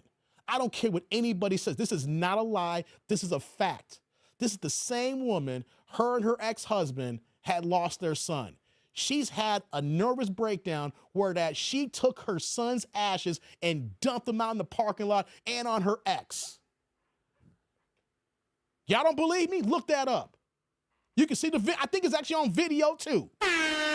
This woman's head game is so messed up, whatever happened in her life. I hope she gets help too, guys. I hope that she gets help. But this the same woman who took her deceased son's ashes and dumped them in a parking lot in like a grocery store and also on her ex. And y'all want, this is the woman that y'all want to believe? Talking about, yeah, Jay-Z's out here diddling girls. This the same woman that disrespected her son's ashes. And y'all want to believe this because y'all hate Diddy and Jay-Z. This is not me caping for Diddy and Jay-Z. This is me telling y'all the powers that be use these lawsuits to take down the big guys so that when it comes to the little folks, y'all ain't got a chance in hell. They have to overturn Bill Cosby's conviction, says Ms. Coleman. Man, they railroaded Bill Cosby. The man should never went to trial. He wasn't supposed to even go to trial for all that. Everything, even though you can say he may have been guilty, whatever it was, hey, whatever happened behind scenes, what was that, 1996? He should never went through the court process years ago in the first place. Because you know why, guys? Shout out to my white folks. You may not like this here, but the legal system is, I'm white and I say so. When it's time to get one of y'all Negroes, it's white and I say so, and y'all better shut the up because we're going to give you this work and going to put you behind bars if we can do that. That's the situation, guys. Y'all hate some celebrities so much, y'all don't care the fact that they're even innocent. Y'all just want to see people burn. And I say, y'all keep that mentality and wait till y'all have a DUI case. Or if y'all ain't married, wait one time that your girlfriend acts out of pocket and maybe she don't call the police, but the neighbors call the police and they hear a disturbance. And maybe she has a bruise on her arm, but ain't nothing that you did. It's her whooping on your ass. And because they see a mark on her and someone else called the police, you know who they taking down? Yo black ass. Come on, man. Jaguar Wright, crazy as hell. She was right about Diddy, though. No, we're not doing that, First Man. Nope. We don't know it, though. She has no credibility. You're talking about a woman who she wasn't even an A-lister. She wasn't even a B-lister. She was a backup singer who dropped a solo album at best. We need to stop that. This is not me caping for Diddy. Let the facts come out in Diddy's case in May. But we're talking about someone who was a backup singer. You think a backup singer is going to have this complete access to all these parties, especially after she fell off the game and how she looks? You think that the average boule is going to let her in these parties here? She's upset that she didn't make it in the game. And whatever nervous breakdown that she had, and then of course losing her son, and y'all want to believe that? Come on, man, we got to stop that, First Man Gaming. No, we ain't doing that. We ain't doing that. No, we're not doing that. No, we're not believing a crazy person. And Orlando Brown too? Yeah, crazy as hell too. No, we're not doing that. Know why? As soon as you lose credibility, I ain't checking for you. I know that there's the moments we say, well, a broken clock is right twice a day. But when I seen repeated after repeated actions where I say, this woman needs to be checked out psychologically here, professionally, because something's not right with this woman here, and we want to believe her because we agree for a person we don't like? Just because, man, we don't do that here. We need to deal with credibility, people, guys. We got to deal with credibility. We just can't be believing people because she may say something that agrees with your worldview. No way a black man can 100 women at all. You know, I'm back. I had a drama going. What's going on, Derek? Good to see you, brother. Some women having sex in the video, says Vince.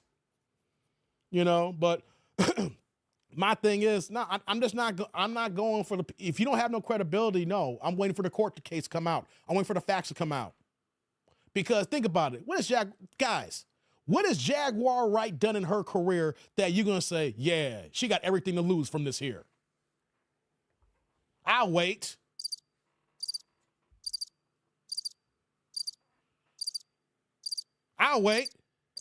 What has Jaguar done up to this point here where she got things to lose?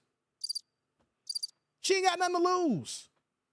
Guys, do you know when Jaguar Wright's peak was? I'm going to tell y'all right now, because you know what? I bought her album.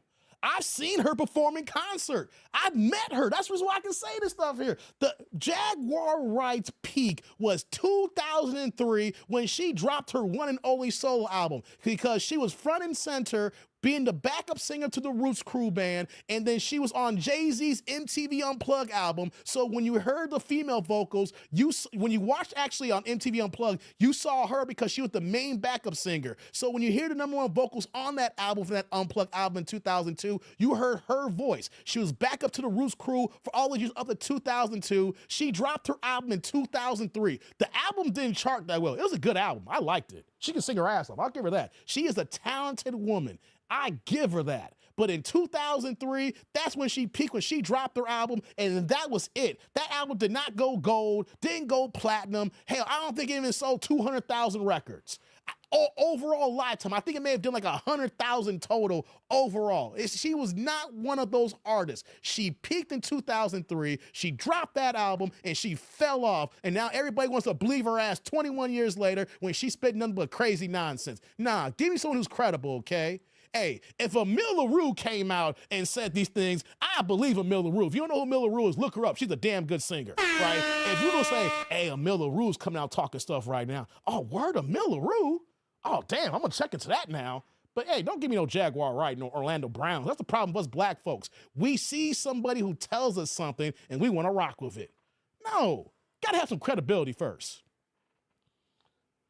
Dave, at first, I did the red coats are coming. What are you talking about? Said Jaguar is a witch. She said so. Well, she's also involved in a sex cult too. I don't know if she's still with the guy that she's dating now, but she was dating a guy that was involved in a sex cult, man. And when I hear people that's involved in sex in different times, I was in a cult. I was raised in a religious cult. The reason why I think the way I do, guys, we're about to close out this live stream here.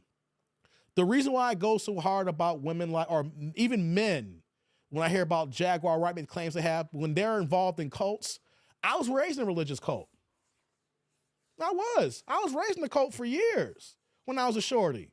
And when you get out of that cult, and then when it takes years to deprogram yourself, because first there's the years of just getting used to being out of the cult. But even when you're out of the cult, you still move like that because that's part of your life. You still have so many things that make you move in that fashion, right? Then after you're out long enough, if you do enough homework and research where you're able to deprogram yourself, and then that takes years to happen. After you deprogram yourself to remove all the janky cult-like ways to make you move like you move, then you're stripping off the old sense of you to rebuild yourself the person you're supposed to be, because you're not living in that mind control center of a cult religious group that you're dealing with here. And once you get out of that, and then you have a lot of years removed and you're able to figure some things out emotionally and mentally as well, then you can look at other people. I may not be perfect. I'll say, yeah, I see how she's moving here, and that's not a good look. She needs a little bit of help here. I'm not a professional. I know I can't help her, but she needs some professional help here. When you've been involved in the cult, and then you actually been able to get out of a cult and been deprogrammed, and you're actually have a great worldview to see everything as a totality, not where it's you either against us or with us mentality, then you can understand, and then you can see what I'm talking about. Maybe some of y'all can understand because you've never been in the cult and you did some homework and research, and you can see how those people move, right? That's why I say, I don't care what anybody says about these type of people here. I'm like, no, they need to get some help first and get cleaned up. And when they get cleaned up, then maybe we can have a conversation. Because I look at cult members like drug addicts. Do y'all believe a crackhead? I'm not saying that they're crackheads, but if a crackhead was having a conversation with you, would you believe them? No, because they're in their crackheadish ways. They're on the sauce. So they're only moving how they're moving their mental view. In the same way when you're in a cult, they move how they move in their mental view, guys. So no, I'm not getting down like that. They have sex with animals. Oh, shit, does she have sex with animals? I didn't hear about that. Once I heard about the sex cult and her son and everything, I was like, nah, I'm good on this, guys. I don't want to deal with her no more. All of these entertainers got scandals. Hey, man, sometimes it's just the lifestyle. You know, you see so much, you do so much, and then when you don't make it and the money don't come in, it does a lot to you when you know that even if you're never at the top, but you was associated with the top and you've been on those main stages, and then next you know you don't hear the crowds roar no more. Do you know how much a mental issue that is when you're no longer on stage anymore? Even if you didn't make it big, but you was backup singer on tour? You understand how that is? and how to cope with that when that's over, when the crowd no longer cheer for you, when you can't get booked for anything anymore, when no one answers your phone call, when the money that you was making decent money and you got to figure out what you're going to do for the rest of your life now because your entertainment game ain't kicking no more. You got to get a regular gig because you didn't stack your money because the money wasn't coming in that good anyway. Come on now. Godfrey dropped another Travis vid. Did he? Okay. I mean, I'm not checking for Godfrey on it. That was just part of the clip there, you know. But shout out to Godfrey. He's a Chicago comedian, you know. I saw Godfrey on my birthday last year. It's 2024. No, I take that back. I saw Godfrey in 2022 on my birthday. He's pretty fun. I saw him at the Chicago Improv in Schaumburg. Yeah, when I saw him there, funny as hell live. I gotta give it up to him, you know. But I'm not checking for him on the Travis situation. That was part of the collage and everything and whatnot. Okay. What are y'all saying here? Thanks for making work smoother, OG. Hey, that's what I do, baby. That's what I do in these live streams. We're about to get out of here, guys. We've been here for 3 hours, you know, and I got to get ready for work tomorrow. See, the difference between me and other YouTubers, I'll tell them to Orlando, is the fact that I actually still have a full-time job. You know, so last week was a down week for me because I had a lot of stuff going on at work, you know. So I still got to work the plantation and then come and do this here. So it's a lot of hard work when you're trying to separate, you know, the career and then your family and then try to do the dizzle here, guys. So I appreciate everybody coming through here. Hold on. Let me double check if I got any Cash Apps that came in here before I go. Let me check the Cash App. Nope, we got no more Cash Apps. We're going to get out of here, guys. I'm going to call tonight. Shout out to everybody that was rocking with me. Shout out to everybody that was here for this. Hey, shout out to everybody in the supers and the Cash App. Hey, I know that my soundboard's off. I sound like Alvin and the Chipmunks earlier. But I was cooking on that Alvin and Chipmunks voice, wasn't I? Pinball says, hold on, we saying Pinball?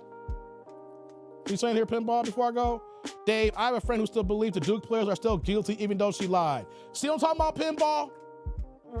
Hey, I'm not, wait, before I go here, this is what I'm talking about here, guys. Pinball, that is freaking sad. That is sad. That's why I say innocent till proven guilty. Because hey, Pinball, you were here. We did the live stream last week. The woman came out and said the whole thing was a lie. And she's in jail now for second-degree deletion. Second-degree deletion. And Pinball, who rocks with me from Florida, is telling me that he knows somebody that still believes those kids did it. That's why I say that the accusation is worse than the crime, because even when you're exonerated, you still gotta hold on to it. You can get exonerated from the crime, but the accusation stays with you forever. That's why I say the accusation's worse. Because even if you get a good lawyer, you fight it, you get it thrown out. You might sue and get some money and get some retribution, but you gotta live the rest of your life where people still believe you messed up, you hurt somebody. If anything, this woman has hurt all these boys' lives there, ruined their season. A coach was fired. Their recruiting had messed up because people weren't going there to go play lacrosse there. The administration, everything. She ruined the lives of north of 40 people at least. And you got people believing her still when she said that she lied. Chill in the Philippines? That's what's up, brother. Chill in the Philippines. That's what's up. All right, guys. I'm going to get out of here. I appreciate everybody checking me out tonight. Comment, like, subscribe, and click on that bell notification below. We'll be back with more content this week. We'll be back with more lives. We'll be back with more short-form content. Your boy's back in the mix here. I appreciate everybody rocking with me tonight here. It's been a good show here. But on that note, guys, I'm that dude named Dave. Sorry for the chipmunk verse for about 25 minutes, but y'all deal with it. On that note, I'm out of here. Deuces.